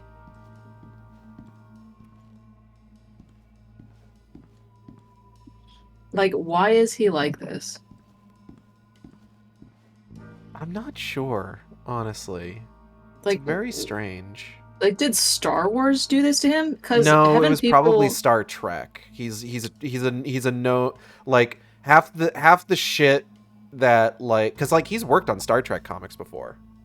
Oh my god! And they've been good. What? So I should point this out. Pender's body of work is not necessarily bad across the board. There is some good stuff that he has done, even insofar as art. Generally speaking, he can draw people pretty well. I guess he can draw a people. He certainly can put a pencil to paper. But then he just can't, like, get outside of those skills. He cannot, like, think outside of that box. And therefore he just draws Sonic people like that. Mm-hmm. Yeah, he can't just like draw a noodle arm. But no, he's definitely more of a Star Trek guy, especially considering. Have you ever heard?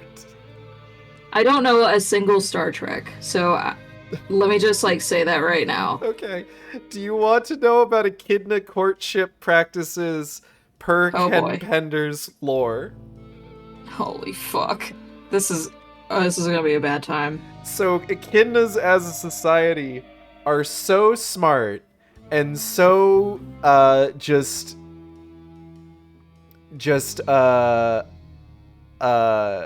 the word I'm looking for? They're so smart and they have such a focus on logic and reasoning. Mm-hmm. Sure. That rather than like fall in love like with emotions. Oh no. They just have like this, I don't know, mental like connection. No. It's like, have you seen Hotel Transylvania? Yes. You know how you know the zing? Yes. It's kind of like that, but it's because they're so smart. Is this like a Vulcan thing he ripped off? I think so, but I don't know enough about Star Trek to say for sure. Cue the fucking screenshot from Always Sunny. Remember what happened before you drag my sorry ass out of the world. It is 100% It is 100% a Vulcan thing. Oh my god. Oh boy.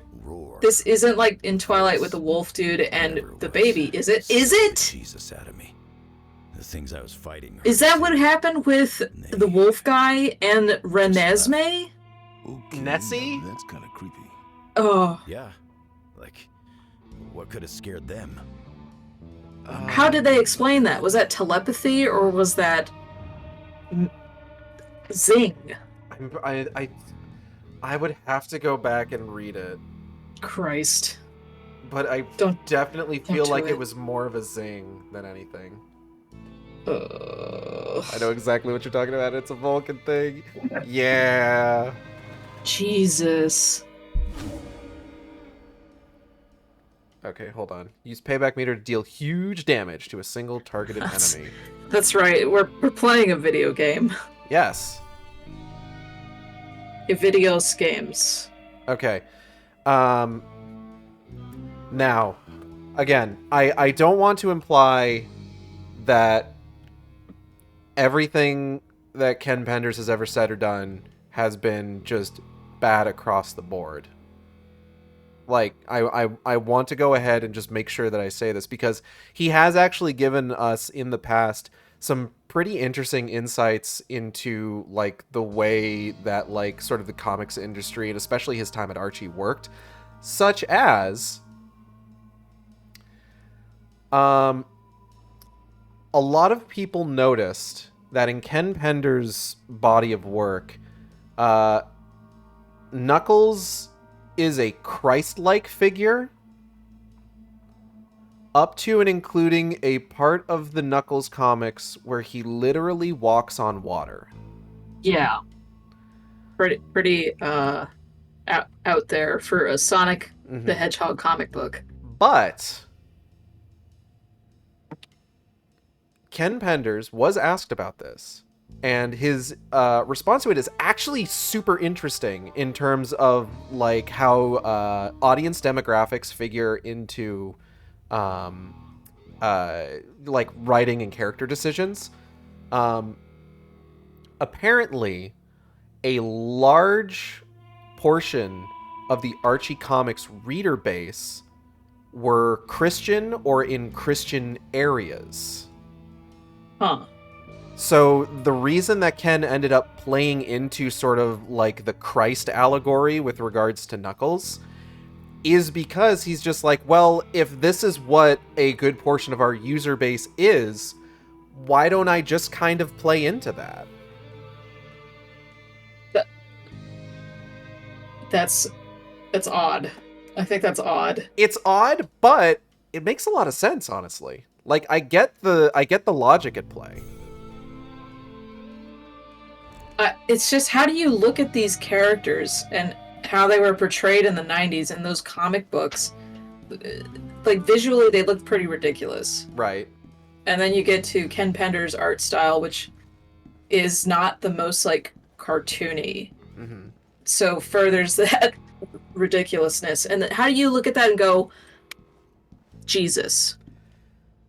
I don't know, Molly. Why don't we ask a large number of Sonic fan artists from the year 2000s, from the years 2000, how they came to that conclusion as well? Because lest we forget, there is a weirdly large amount of Christian-focused Sonic art. You know, I did forget for a second. You lived in a world where Christianity didn't exist for a moment. I try to, at least. Well, you have to come back because we are playing Hellboy, and I mean, like, that's kind of an important element there. So what's this world going to be? Ooh. Ooh.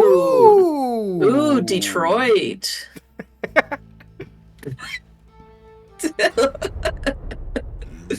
Oh my God. I wasn't expecting something urban. Yeah, this is interesting now. What's the biblical allegory of big tails? Do you mean Titan Tails?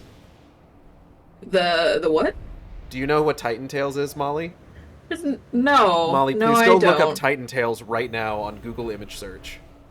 I will be checking DuckDuckGo image Okay, search. fair Let's enough, see. fair enough. All right. If this is what I think it fucking is. Okay, I was picturing something else. What is happening? So, okay. What in the goddamn... Oh, cool! This level is a subway. That's neat. Okay. It's Detroit. Okay. Oh wait, I know what this is. It's the unused underground railroad that exists in Cincinnati. Oh, neat. Okay, so I need to go on another tangent here. Alright, so there was a character introduced by a different writer named Mammoth Mogul. Oh. Yeah. Do you know the DC Comics character Vandal Savage? No. Vandal Savage's whole thing is that he was a caveman who found a funny glowing rock and it gave him immortality. Yeah. That is basically who Mammoth Mogul is, but he's a mammoth. Okay, so... I'm just not even gonna read this encyclopedia page. I'm gonna let you do it. So Mammoth Mogul is a recurring villain, and for a while was actually trapped inside the Master Emerald. It's a very funny image. Oh my god. But he broke out when the events of Sonic Adventure happened. Mm-hmm. Evidently, there is a prophecy. If you can believe it. A prophecy foretold that Mammoth Mogul would one day be defeated by one Miles Tails Prower. Are you fucking with me? Are you fucking with me? I am not fucking with you. This goes on for years with no resolution. Like, how do you resolve this? Well, how? I'll tell you how you resolve it. Oh my god. One day, much further down the line, a storyline began where Tails, it was time for Tails to meet his destiny. Mm-hmm. And apparently, meeting his destiny meant meeting a number of alternate universe Tailses. Okay. Meanwhile, Mammoth Mogul had, I guess, absorbed a large amount of chaos energy. Chaos emeralds work a little bit differently in this. They don't bust it down to 7 chaos emeralds until the Ian Flynn run. They work a lot more differently. Like, there's a lot of them. And they are in different colors, but they're in different colors on other planets. There's actually a very interesting story sometime after the 125th issue of Sonic finding a red Chaos Emerald and using it to go supersonic, but it's kind of a red kryptonite sort of deal, and his supersonic side separates from him, and it turns out he's a dick, but that's neither here nor there. This also happened in Superman 4, The Quest for Peace, just for anybody keeping score at home.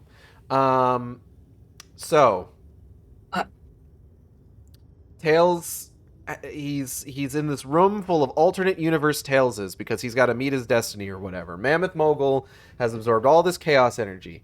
Mammoth Mogul seemingly kills Sonic. Seemingly. Sonic ends up being fine. But Tails thinks he's dead. All the other Tails think that he's dead. So all of the Tails from across the multiverse conglomerate into a single massive buff-ass Tails. Are you fucking... In order to fight Mammoth Mogul. And he defeats Mammoth Mogul by spinning his tails in such a way that it creates a vacuum that sucks the chaos energy out of Mammoth Mogul. He sucked him to death. Well, not to death, but he sucked him.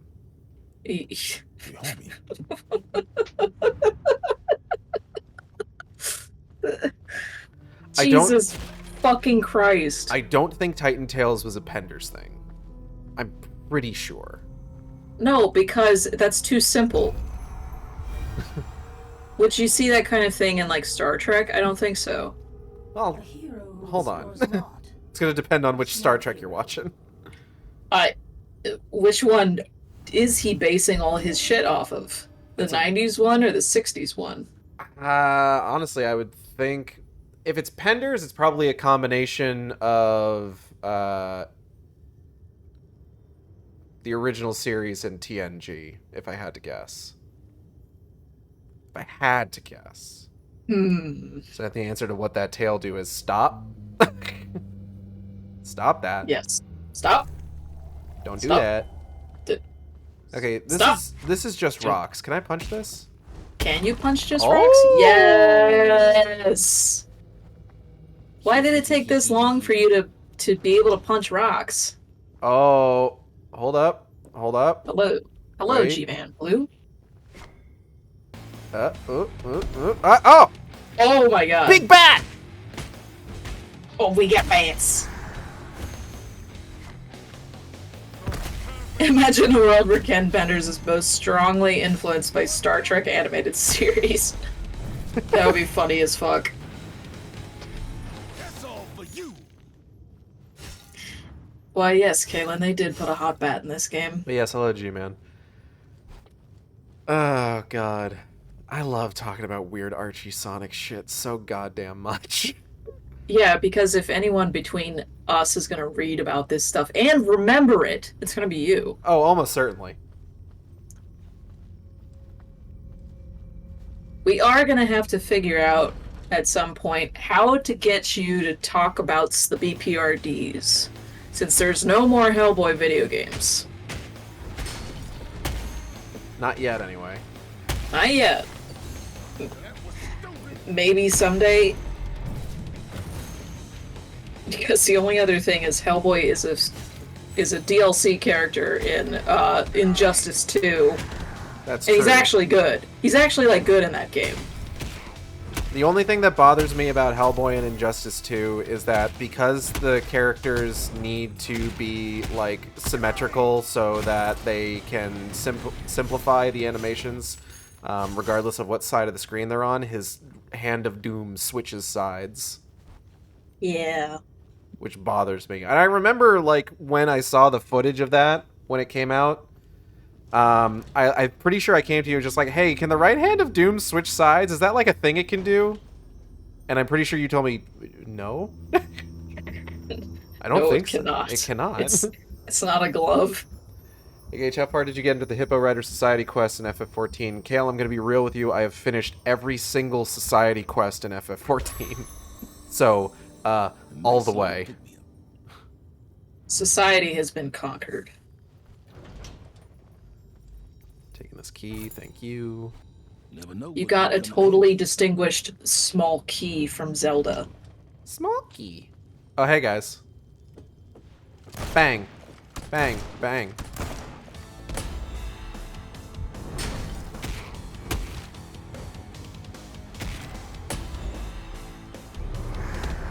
Ow.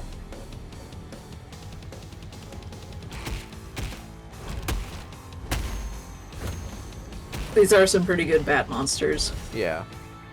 Let's see what this move looks like on these guys. Oh! Ooh! Okay, that was pretty good. That should be Mammoth Moguls in FF14. Hold on. Hold on. Which would... Mammoth Mogul kind of reminds me of Akala, which would mean Mammoth Mogul is in FF14. So, one of the things that you need to remember is that Ken Penders isn't the only one who benefited from that lawsuit with Archie. Yes. There were a number of other Sonic writers who... what's the word I'm looking for? They were allowed to basically decide what they wanted to do with the characters they created, including the guy who made Mammoth Mogul. Oh, God. And I guess there was like a there was a brief period where I think he was trying to get some kind of Mammoth Mogul project off the ground. What? But I'm gonna be real with you. Mammoth Mogul is not... Mammoth Mogul became an interesting villain when Ian Flynn took over. But he's not exactly one of the most beloved Archie Sonic characters. I'm gonna be honest with you. Like, he's fine. He ain't no Mina Mongoose, though. Mina. Remember that time she got shot? No! She got shot by Knack the Weasel. I'll kill him.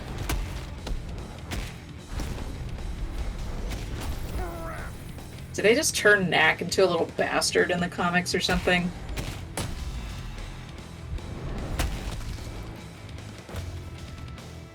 Hold on. I gotta focus on this. What's this guy? What are That you? is... Yeah, what are you? Some kind of vampire-looking thing? Some guy wearing one of those bear hats from Hot Topic? There we go. Remember when Charmy's friend died from a hot dog not laced with LSD? Yes. What the fuck? No, that happened. That happened. You can't just say these things to me. I don't read Archie Sonic. Okay, so... No, oh my god. So, alright. There's so much. What were they called? Lemon Sundrop Dandelions. I believe is what they were called. I'm gonna learn today. And Charmy had a friend. I'm gonna put friend in big quotations. Because this is not a previously introduced character. This character was introduced simply to die. To the point that in the official Archie Sonic Encyclopedia, which came out before the lawsuit, so it has a lot of really good pre-Pender's lawsuit information in it. This character has an entry, and the image for his entry is his unmoving corpse.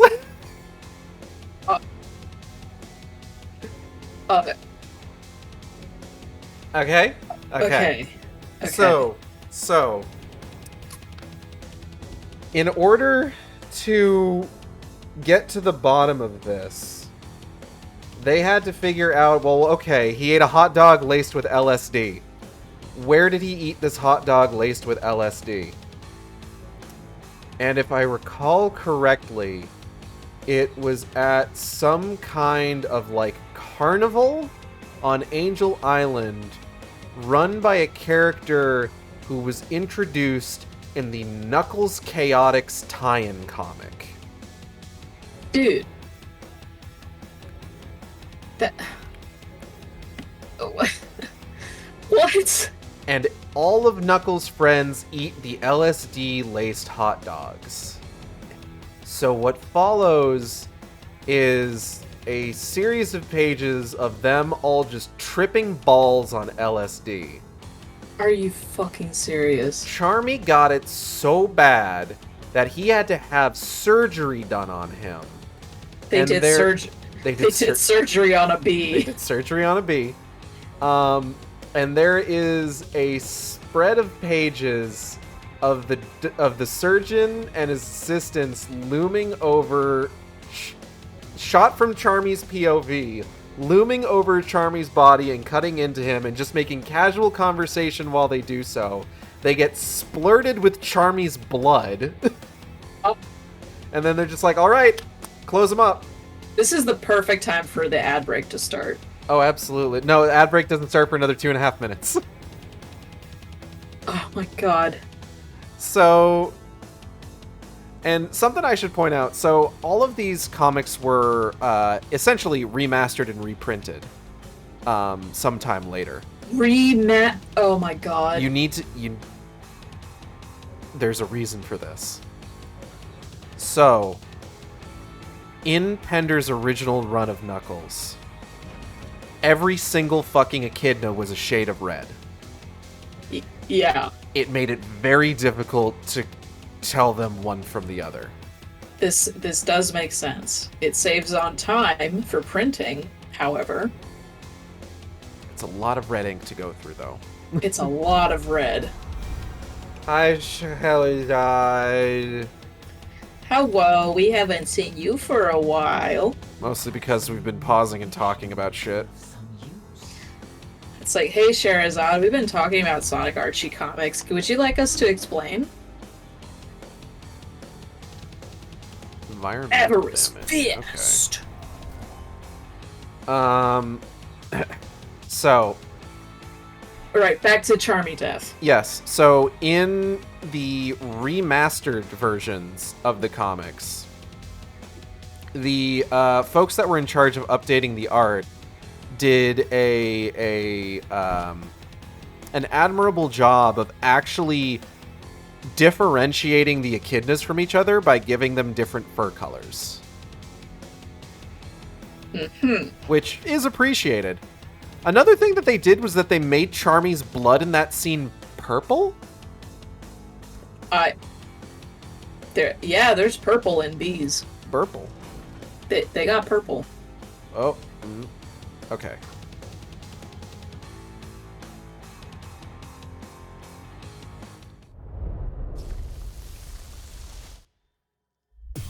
I don't even remember what Charmy's fucking friend who died was named. There's a funeral for him and everything. Well, he's a corpse in a box now. That's not even like the worst. That's not even like the worst thing they did to Charmy. What the fuck? Okay. No, So... God, I can't. There's... Oh my god. How can there be this much shit going on in Archie comics? You need to understand that the Archie Sonic comic series is the longest running comic video game adaptation ever. Guinness World Records certified. Jesus. Penders really wanted to murder this baby. So this next part wasn't Pender's decision, I believe. Someone wanted to murder this bee. So Penders has this like weird obsession with making characters royalty. Like, it's strange. There's so many like princes and kings and princesses. Charmy was a prince of the Golden Hive colony. Why? And I don't know, but this isn't even the weirdest thing. And I want to go ahead and just stress this. What I'm about to describe in a bit here was not a Pender's decision. Charmy being a prince was a Pender's decision. But what's about to happen is not. So, one of the things that happened when Penders was sort of like on the way out, like he wasn't the lead writer for the series anymore, and his like contributions were becoming like less and less as time went on. Oh yes. One thing that they decided to do there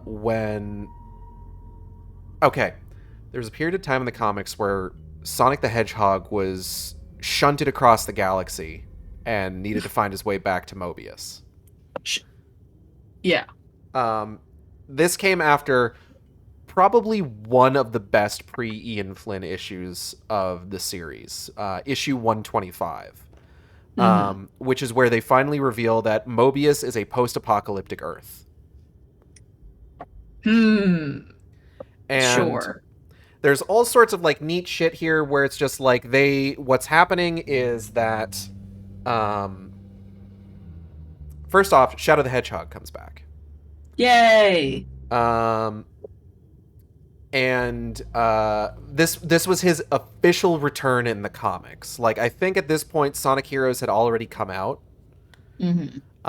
But this was them, because they had tried doing a Sonic Adventure storyline in the comics, but because they had to time it with Sonic Adventure 1, it was a whole thing. There's like weird details that they get right, but then other shit that like is so off base. Like they completely fuck up Gamma's story. But somehow know that Chaos is a mutated Chow. It's weird. So, the Sonic Adventure 2 tie-in was a one-off story. Like, there was setup, there was a one-off, it ended with, hey, go play Sonic Adventure 2, and then the series resumed in a world where, okay, Sonic Adventure 2 happened. Let's move on. So, Shadow arrived, he died, but now he's back.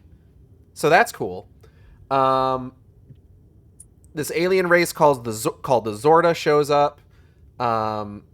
They are here to nursing a thousands and thousands of years old grudge where one of their race came to Earth on, like, I don't know if it was exploratory or like a peaceful mission, and that member of their race was killed and dissected. Funnily enough, by an ancestor of Ivo Robotnik. Yeah. Or I guess it would be it was a Kintobor. Kintobor. Yes. I'm so glad that they haven't tried using Kintobor again. I really appreciated that about the live action movies. It would be so silly. It would be. Does the event include the word Holocaust in the description? No. Answer me real quick. Does the word Holocaust... Okay. No, I'm sorry. Continue. I interrupted your question. Does in the entirety of the Sonic comic books, does the word Holocaust appear and have meaning? Almost certainly. Because you need to remember that Ken Penders also adapted a Holocaust-era poem. The one that you might be thinking about. I'm sorry? To be about echidnas and hedgehogs and foxes. I'm fucking sorry? And that appeared at the start of an issue. I'm gonna... You can look that up. You can that's real. That happened. Gage, I'm gonna blow up the moon. I'm gonna blow up the fucking moon. Molly's come to make an announcement. That's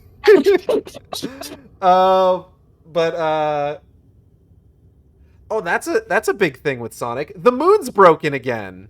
Established as of Shadow the Hedgehog Dark Beginnings. The moon is still broken, guys. Oh my god, I haven't had any time to watch that. It's so fucking good. So, I'm getting distracted. To circle back around to the earlier question of the best or worst universe to drop Hellboy into, I think I have an answer of the worst one to drop him into. Is it Archie Sonic? It is the Archie Sonic universe. Yeah! Pre-Ian Flynn, of course. Well, I mean, they already put Spawn in there. In Archie Sonic? There was an Image Comics crossover! Featuring Spawn! And Savage Dragon! And the Max! What do you mean? What the fuck are you talking about? Are you serious? I could not possibly be more serious. Okay, two things I did not expect. Yeah. You know that there was like a Savage Dragon Hellboy crossover, right? I believe it. This is slightly possible. There's very few degrees of separation. I was about to say there's only a couple degrees of separation between Hellboy and Archie Sonic of that era. Oh, yeah. There we go. Okay, we did it, everybody. Where's the button? Where's the button? You'll find it. There it is. Okay, so I still need to finish telling my story. Okay, so Sonic, they're fighting the Zorda. They have to do a thing with like a dimensional gate in order to stop them from killing the planet. Sonic, in the process, sacrifices himself, but actually gets shunted across the universe. And it takes him a hot minute to get back. And there's time dilation and everything. It's weird. Don't worry about it. Oh, just like Lightyear. Yeah, just like Lightyear. Like Lightyear. Go watch Lightyear if you want to understand Archie Sonic. Yeah. Okay, I don't need to like start anything right away here. So he gets back and shit's fucked. Eggman's taken over again. That little bastard. And most importantly, he has captured Angel Island.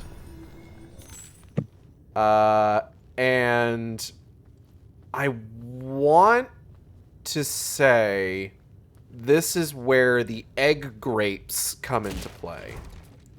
The what now? The egg grapes. Now, you may hear that and you may think, oh, what a silly name for a silly thing. But no, the egg grapes are horrifying, actually. Because they are these, like, liquid-filled orbs that people get teleported into and have the life force sucked out of them. Oh, God. In order to power Eggman's machines. Oh, hey, Twitch has a new thing. What the hell is that? Likely harasser restricted. Interesting. Best viewers. I mean, that's definitely spam, right? Yeah, that's neat. That is a cool feature. That's an automated message. That is an automated message. Twitch apparently has a new thing where likely harassers and spammers will just not have their messages go through. Cool. Good. That's a good update, Twitch. I appreciate that. Yeah, I wish we could figure out what the fuck is going on with why my messages won't appear on stream. Likely harasser. Did that pop up because I'm talking? No, there was one of those buy followers ads. Like one of those people popped up. It wasn't you. Don't worry.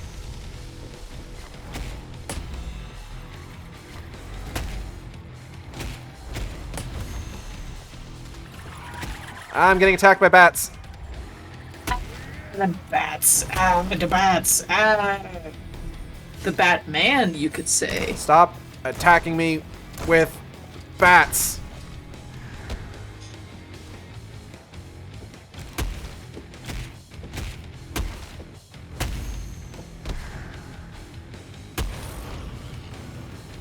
Okay. Next round. Okay, hold on, ADHD. Egg grapes. Egg grapes. Because when you say that phrase, what I pictured was the one weapon in The Incredibles. Which weapon in The Incredibles? It was during Mr. Incredible's, like, training sequence when he got shot with a bunch of balls. Not quite that, no. Oh, the latex gun. That is also someone's fetish. Wouldn't that be convenient? Just a latex gun. For when you want to get really squeaky really quickly. There's a slogan there.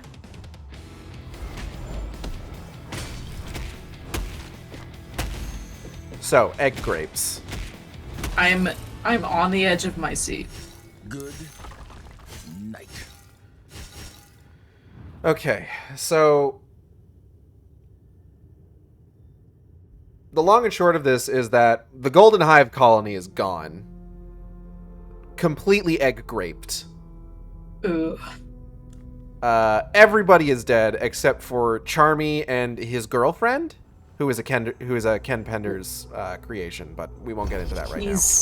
He's a child. Well, no, he isn't. That's kind of what this is getting towards, but bear with me here. Shape a tale more than plot or character. That's nice. So, in No, Kale, stop that. Please, please, please. So, Please. Charmy, like a lot of the other characters, is a teenager. He's just small because he's a bee, and bees are small. Bees do be small.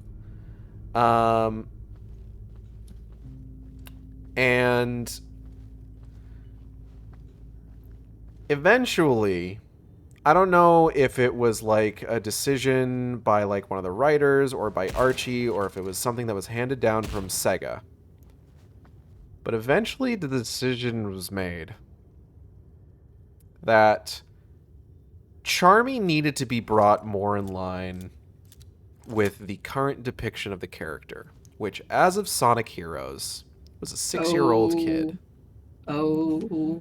Now, Charmy at the moment is a teenager.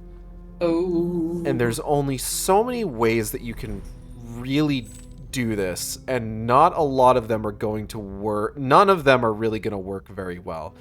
Now, there's the possibility of just like weird age magic, which it wouldn't be the first time. Amy Rose famously aged herself up using a wish on the millionth ring, I think, in order to bring her in line with her depiction in Sonic Adventure. But instead what they do is they give Charmy brain damage. Do they now? Charmy gets stuck in an egg grape, and they take maybe a little bit too long to get him out of it, and he suffers brain damage as a result. And now he acts like a child. His girlfriend is devastated. It's not really a good solution. Oh god, no. I'm sitting here like, oh, Jesus Christ. So I think this may have been an Ian Flynn story. A rare Ian Flynn L. And it's an L that he accepts. Because he does recognize it's just like, yeah, this was maybe not the best way that this could have been handled. God, no, but I can just imagine, like, somebody is sending him an email like, hey, you have to change it to be this, and... Happy this. You got me. So, just... Throw. Environmental damage! I don't know, this kind of shit happens all the time, mid-production of things, where somebody gets an email or a message, and it's like, you have to do this, and then the person's like, well, I have to do this, I guess. Executive meddling. We love it. Because it's like, do you think anyone would willingly, like, write that? Like, we made this character, I'm going to give this character brain damage to explain this. I am going to give this character brain damage. Like, ugh. Oh boy. Boy, oh boy. Okay, egg grapes in the first place is just like kind of creepy enough. Mm-hmm. I messed up my nail polish. I'm sorry about your nail polish. Damn, those egg grapes, they messed up my nail polish. Damn those egg grapes. I don't like saying that phrase. It's together. It doesn't feel great to say, admittedly. It doesn't feel very grape. It's a little fraught, let's say. Damn it, yes.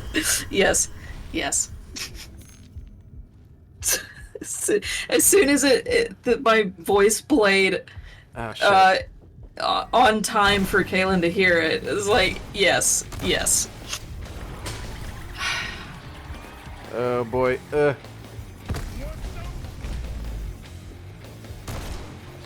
This might not go well for me. I'm gonna be honest. Yeah. Oh, I see. Oh dear. Come on. Oh, I can take him out now. Yeah. Oh my god, health. Oh my god. Oh my god. That literally saved you. Saved me. Jesus. Okay. take you out as fast as possible.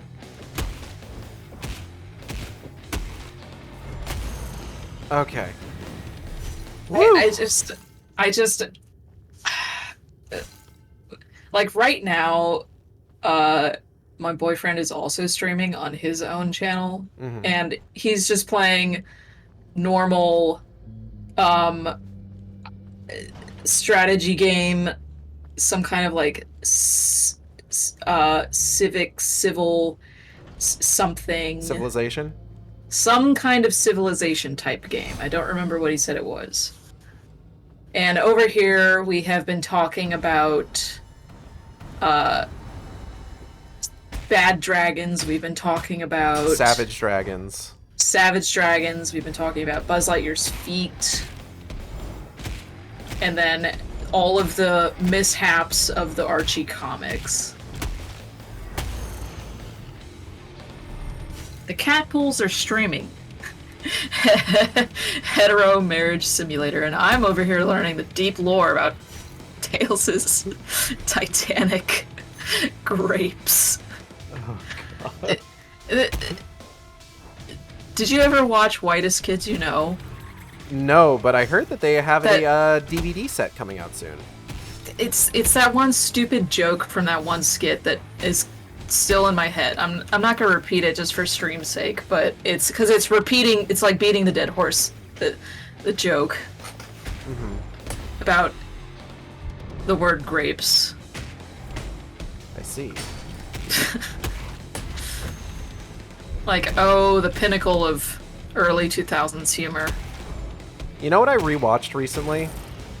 Did you rewatch Dude, Where's My Car? No, I rewatched a Tally Hall sketch that I saw forever ago. That I remember finding very funny. Oh, good. It is I don't really watch a lot of sketch comedy, unfortunately. So I'm not like a regular watcher of a lot of these like shows. No. But I remember seeing the Tally Hall natural ketchup bit forever ago, and I watched it again, and the timing on that is still immaculate. Oh my god. Like sketch comedy, early 2000s, late 90s, I think that possibly might be my other favorite kind of sketch comedy. Otherwise... Oh, hello, Floor. Hey, this game just had the same problem that Asylum Seeker had, where the texture for the floor never loaded in. Well, at the very least, the collision for the floor is loading in, so I appreciate that. That is so fucking funny. Oh, shit. Okay, hold on. Nope, there's vines there. There is vines there. There's a lot of worms in there. Not a whole lot of worm enemies in this game. I'd like to see a big worm. Some kind of conqueror worm, perhaps. Some form of googly, squirmy little worm for Hellboy to pick a fight with. I'm just trying to think of, like, other weird Archie shit that I could talk about. Does anybody have any... God. Does anybody have any requests? Okay, I vaguely remember this, but didn't somebody on Tumblr or Twitter or something post about like weird changes they had to make for Sonic's like facial expressions? Okay, so one of which, like the example that I'm thinking of, is it when his kids were erased from the time stream? First of all, how does he in that instance, how does he have enough emotions to be sad about his children being erased from time? Oh, we'll get to it. We'll get to it. Oh boy. Okay. Because there's like, I had questions when I read that, because the example being, here's some weird changes we had to make to the comic book, such as Sonic cannot be depicted looking too sad. Given the situation being, this is an extremely sad situation, so any normal person would think, okay, Sonic would be like crying his eyes out. Right. And then me as a non-reader, my questions being, okay, 1, kids? 2, time travel? 3, sad enough to have emotions about children being erased from time and space? 4, how? 5, is that Shadow? Okay. So... this is the only other one that I can think of. Now, the impetus for that post is that there is a thing that a lot of Sonic comic fans like to crow about, which is referred to collectively as the mandates. Oh boy. Sega has a number of mandates for Sonic that it started enforcing in a huge way, especially after the Penders lawsuits. Basically, can't date anyone, can't have any direct family members that aren't like otherwise established in the game. So basically, like any extended like family stuff for like any of the game characters is out the window. Sonic has to win.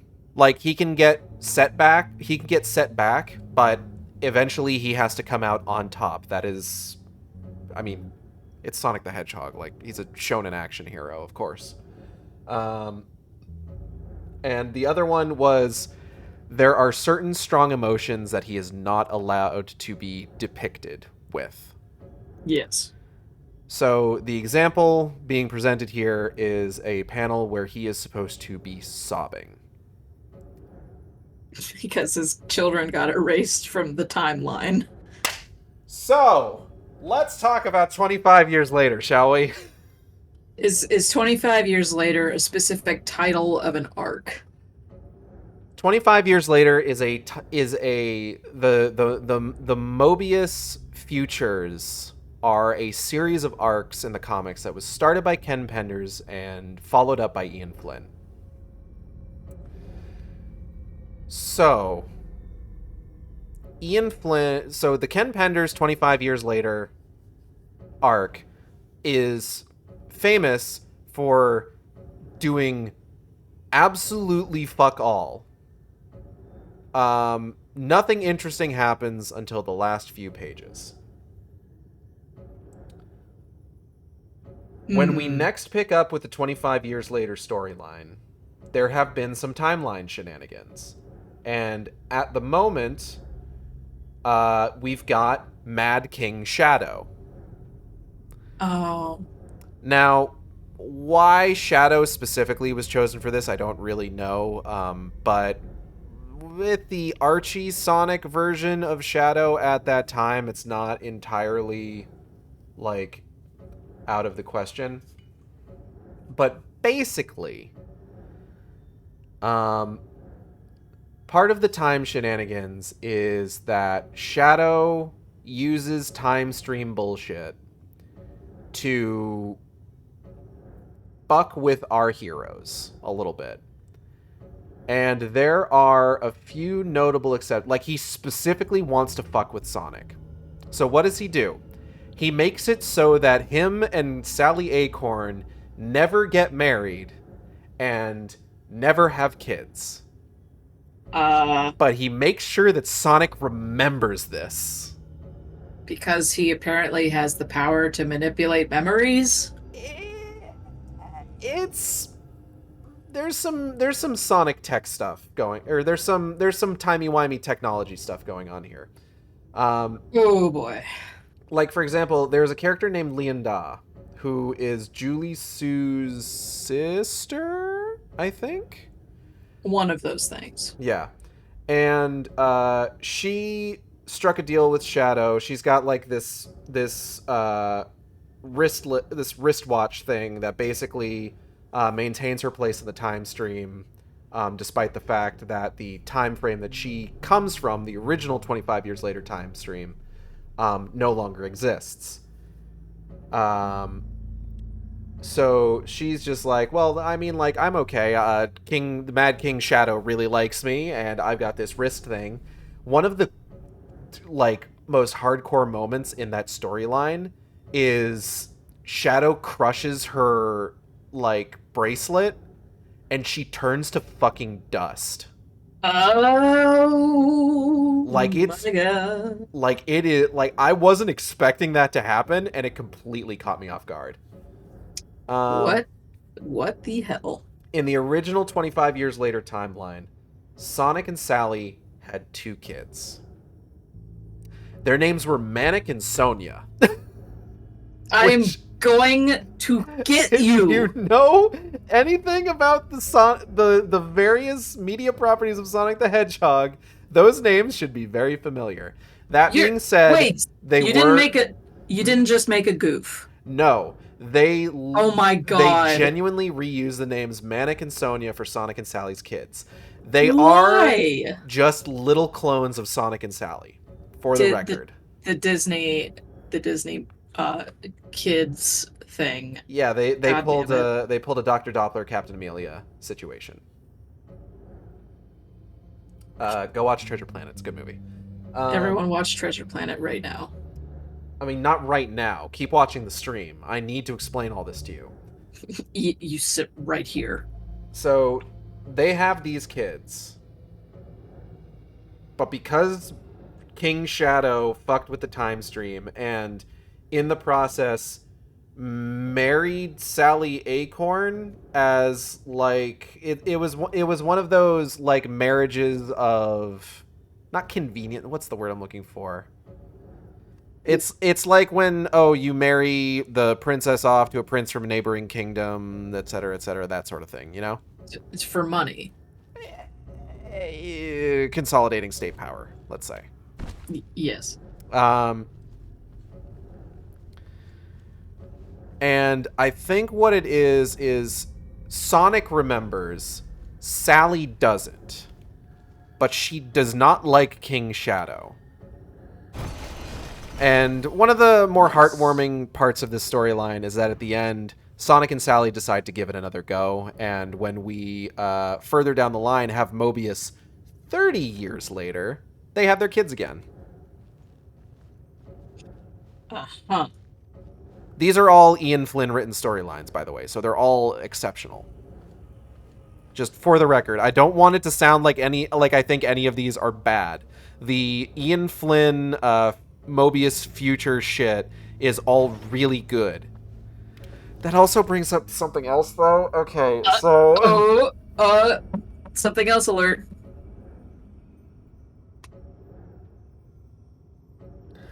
So in the original storyline, where Lara Sue debuted, so there's a recurring villain in the Knuckles stuff named Enerjack, right? Oh, Enerjack. Okay. And Enerjack is not a single person. If we had to point to a single person who is Enerjack, we would have to point to Dimitri. One of those, like, ancestor brothers that begat the family line that resulted in Julie Sue and Lian Da.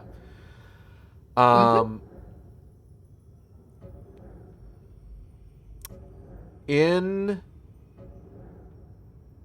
Lara Sue's original appearance, she has gone back in time to stop someone from killing Knuckles. But as it turns out, I think this is during the Gruckles era, Green Knuckles, where he has he's basically just all powerful. His power set is immense and unspecified. So he can't really be killed. I mean, he does die later on as Gruckles. But that's a whole other thing. He comes back. He gets better. And by the end of it, she goes back to her future timeline and she's talking to her mom. And she's just like, yeah, I thought I needed to stop Dad from getting killed, but it turns out like he was fine. And her mom is just like, oh, honey, you didn't need to do that because your dad is alive. Your dad is Enerjack. And she's just like, what? And you would think that this being the story that introduces Lara Sue, and Lara Sue being a primary fixture of the Ken Penders written Mobius 25 Years Later storyline, you would think that this plot twist would get followed up on in the 25 Years Later storyline, but it doesn't, because the 25 Years Later storyline is a different future from the one presented in Lara Sue's original appearance. Oh my god. So let's fast forward a bit to the Ian Flynn era. Yes. Ian Flynn brings back the dark Mobius future for a story focused on Silver the Hedgehog. What? Where he needs to team up with Dark Future Lara Sue to defeat Enerjack Knuckles. Which, isn't this just the Sonic 06 plot? No, not really. Like, the Archie Sonic comics unfortunately never really got into Sonic 06 stuff. Like, Silver shows up. Cool thing about Silver, they actually go ahead and show the future Silver comes from in the Archie Sonic series in his original appearances. And his mentor is an elderly mammoth mogul, which is one of the most interesting uses of that character. I need to stress, again, this is Ian Flynn era, so everything that I'm talking about, despite the fact that I have been talking about how garbage these characters have been used previously, all of this stuff is sick as fuck. And cool as hell.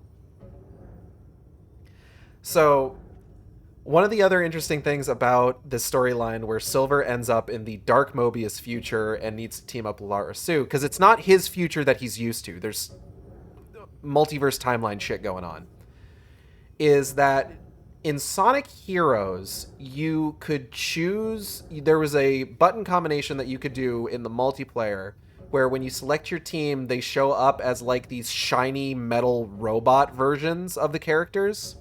Yes. They use that where Enerjack is like enslaving people. It's kind of like the metal virus from the IDW stuff, but not quite. Which never fucking made sense to me, but sure. Keep going. But he is enslaving people and turning them into these like biobot things. And heroes triumph, the future is saved. But I just want to say, wasn't that like the thing in Superman 3? Oh god, kind of, huh? Another Superman like reference in Archie Sonic, isn't it? I don't know if it's so explicitly supposed to be a Superman reference. God, there's just so much. There's so much. Like... Okay, where's the other... There he is. So, like, again, as I was saying before, to put Hellboy in this fucking universe would be the most interesting fucking thing. Absolutely. Listen, there's a point to all the Sonic in this stream. It's talking about, like, alternate universes and worlds to drop Hellboy into. And how fucking bizarre would this be? And I should also point out that the next Sonic stream that I'm actually going to be doing, where it would normally be more appropriate to talk about this stuff, is going to be Sonic 06. So I'm going to have a lot more going on at the time that I may not be able to get to all of this. How would you drop Hellboy in the Sonic verse? Does he get a Sonic species? No, he's just there. All 8 feet of him. Do you do you want to see Sonic in the Hellboy style? I don't think so. I kind of want to see that. Do you remember? Do you remember like during 2020 on Twitter when Mignola was drawing Pokemon? Yes. Remember how that looked? No, actually, I don't remember that at all. All right, all right. I'm gonna have to pull that back up for you. Okay. Because. Okay. And I'm gonna have to say, like, you want to see. You want to see Mike Mignola draw them? Are you sure you want to see Mike Mignola draw Sonic characters? Oh, I'm in trouble. I'm in trouble. I would like to live more than anything right now. Too bad.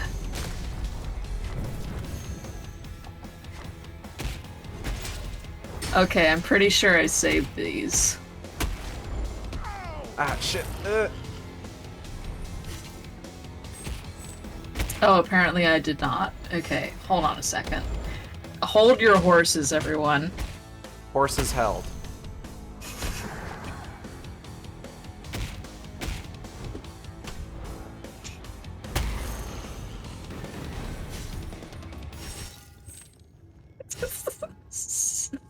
Oh my fucking god. Like some of the Pokemon look fine, but oh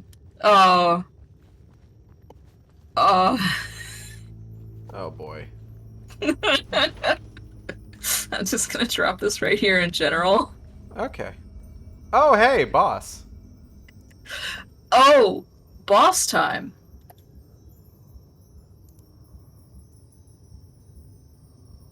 Okay. You see how quickly the game goes by when we're having fun? Despite me, like, pausing for, like, 10-minute spans of time to talk about Archie Sonic. Hey, it's padding out the game time. Come on. Okay, so Gyarados, I like. Mew, not so much. All right, let me show this to you, Kayla. Let me just show this to you. Hold on. You tell me how you like that. I should probably just go for the boss, honestly. I think that's gonna be my best bet. Alright, what we got here? Erebus. What? No trash talk? We just gonna stare at each other? Perish. Oh. Okay. Okay, good bit. Perfect. Good bit. Absolutely perfect. Is this another bat monster? It's like Let's some see. sort of like fucked up bat zombie. Oh, fuck yes. Like some kind of a Balrog of Morgoth. Now, I will be surprised if there's... This is like the final boss, as far as we know, of like the collecting things from a boss mechanic goes.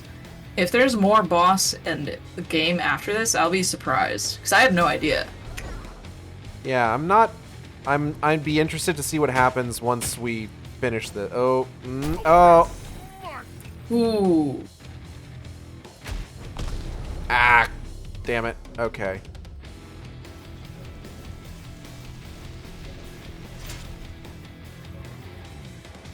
All right. I want to save this big attack for phase 2. Ow. I'm not sure if I should though. Ah, bats. Ah, bats. Batting up my bats. Fuck. Okay. God damn. Oh shit. Ooh.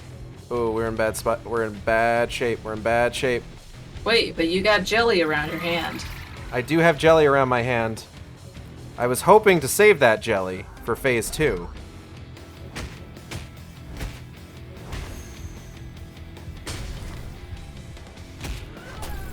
Fuck. Alright. Ooh. My toughness is gone. I gotta retreat for a little bit. Eh.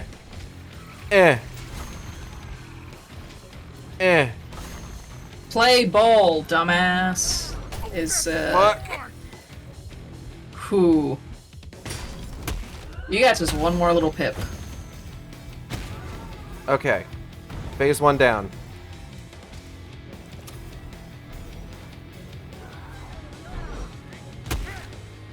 And then the Kingdom Hearts, like, 5 levels of health bar shows up.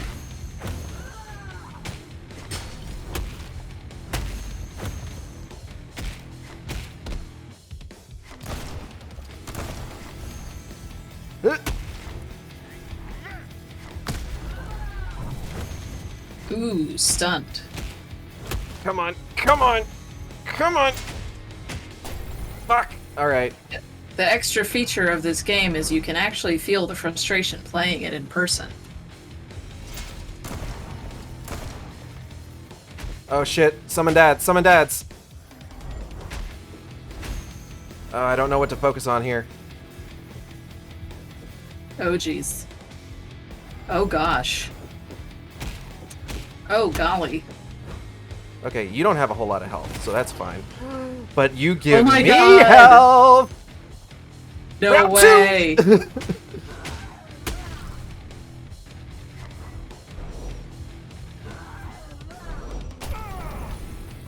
Owie. Ow. I still haven't used my revive. Does it automatically revive for you? It does. And I get jelly! Oh my god, yes! Oh, yeah. Victory by jelly. Okay. So let's see what happens, and then we'll probably call it a night. Yeah, because assumably this is like... You shall rue the day you crossed the Sun and Rat Society. The what? Sun and Rat. Oh boy. Oh god. Nazi assholes like 30 years ago. Come on out. I got a present for you. Not yet, half-breed. But soon. Hey, that's not nice. Promise. Soon.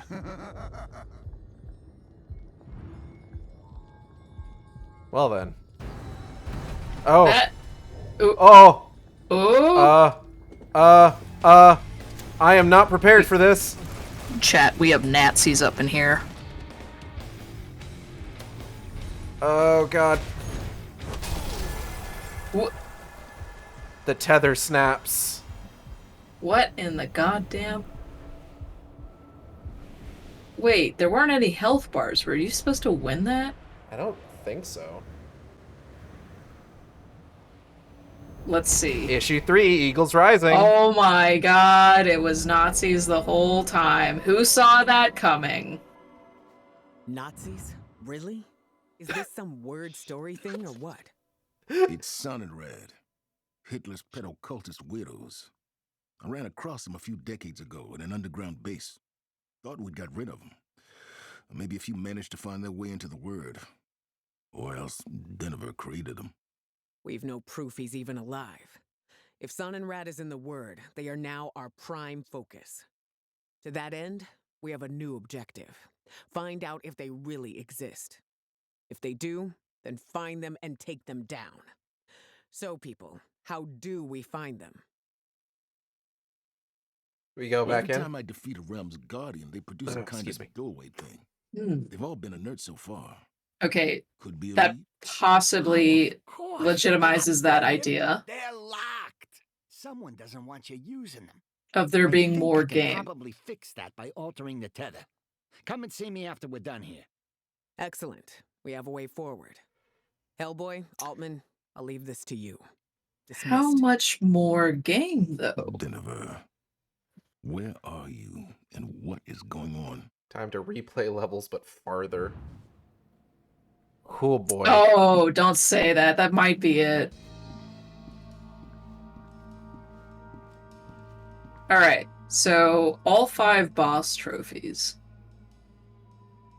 Well, we only really got 4 of them. The first one was already there. Hellboy. Oh, yeah. Did Altman really say you found Nazis in the Wyrd? They're like goddamn cockroaches. You think you got them all and they pop up again. This is How true. the heck does this fit with Denver? Oh, you have a new relic? Perhaps that will tell us something. Anything would be welcome at this point. Means they can reuse assets. Yay! Woo! Pascual is standing in a field of bones. He is so sad. That's me after I eat chicken He wings. wants someone to make all the suffering stop. He's focusing, sending numbers into the word. No, I lost it again. I'm sorry. So, Denver sent the coordinates and the spikes? And you're picking up nothing about Sun and Red. That makes no sense. If he is all-powerful and insane, perhaps the Nazis are part of his story. His delusion. They are monsters, after all. That's true. Yes, indeed. But also, what the fuck? We're back to the goddamn Nazis again. Ain't that always just the way?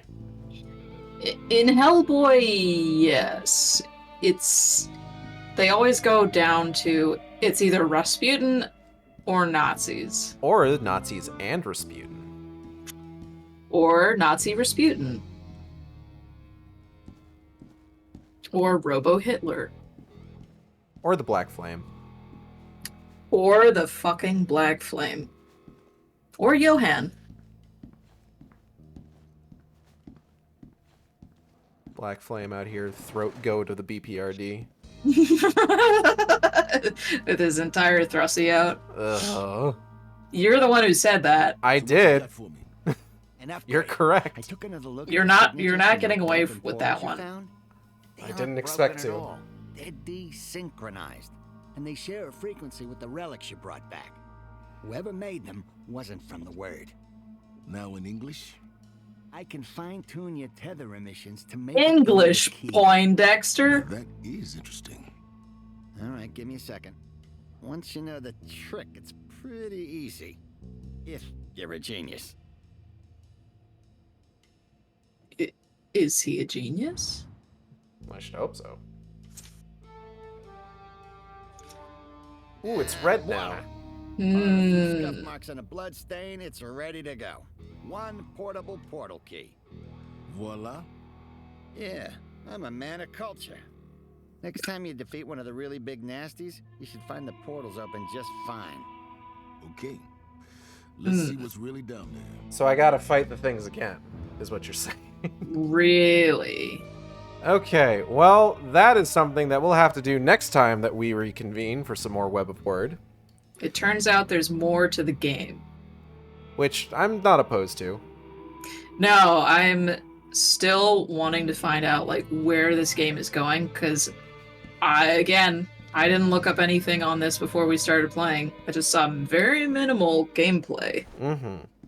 Next time on the Ken Pender's Shark Stream. God. Alright, so that's going to be it for today. I want to thank everybody for coming by. I hope you all had a good time. I know I did. I'd like to thank Molly for joining me. Thank you, Molly. You're welcome. I'm always cheerful to fuck around about Hellboy things. Absolutely. If you enjoyed the stream, you can subscribe here on Twitch. We also we have emotes for I'm very tired. We have emotes for subscribers. You can also follow me on Twitter and Tumblr at AcidXShark. That's AcidXShark, where I post the streams as they happen. Or you can follow me on YouTube at AcidXShark, where I post all the streams after they happen. Art for the stream, Acid Shark art, was done by Audrey and B of Team Capel. You can find on Twitter, Twitch, YouTube, Tumblr, co-host. Or, well, no, not co-host anymore. VGen, Blue Sky, at Team Capel. That's TEAMCATPLE. They do fantastic work. Highly recommend checking their stuff out. Molly, where can people find you? You know what? I want to start emphasizing people can find me on Blue Sky more than they can find me on Twitter under the username. Ginger is a spice. It's all one word. One web of word. Oh. My guts. I punched him in real life. Ugh. What else? What are the next streams that are occurring on the Shark stream? So, barring anything that happens, I've got some stuff that I'm gonna need to kind of keep an eye on over the next couple days. But barring anything happening, tomorrow should be Final Fantasy XIV. We will be continuing the Stormblood patches. Friday should be Darksiders.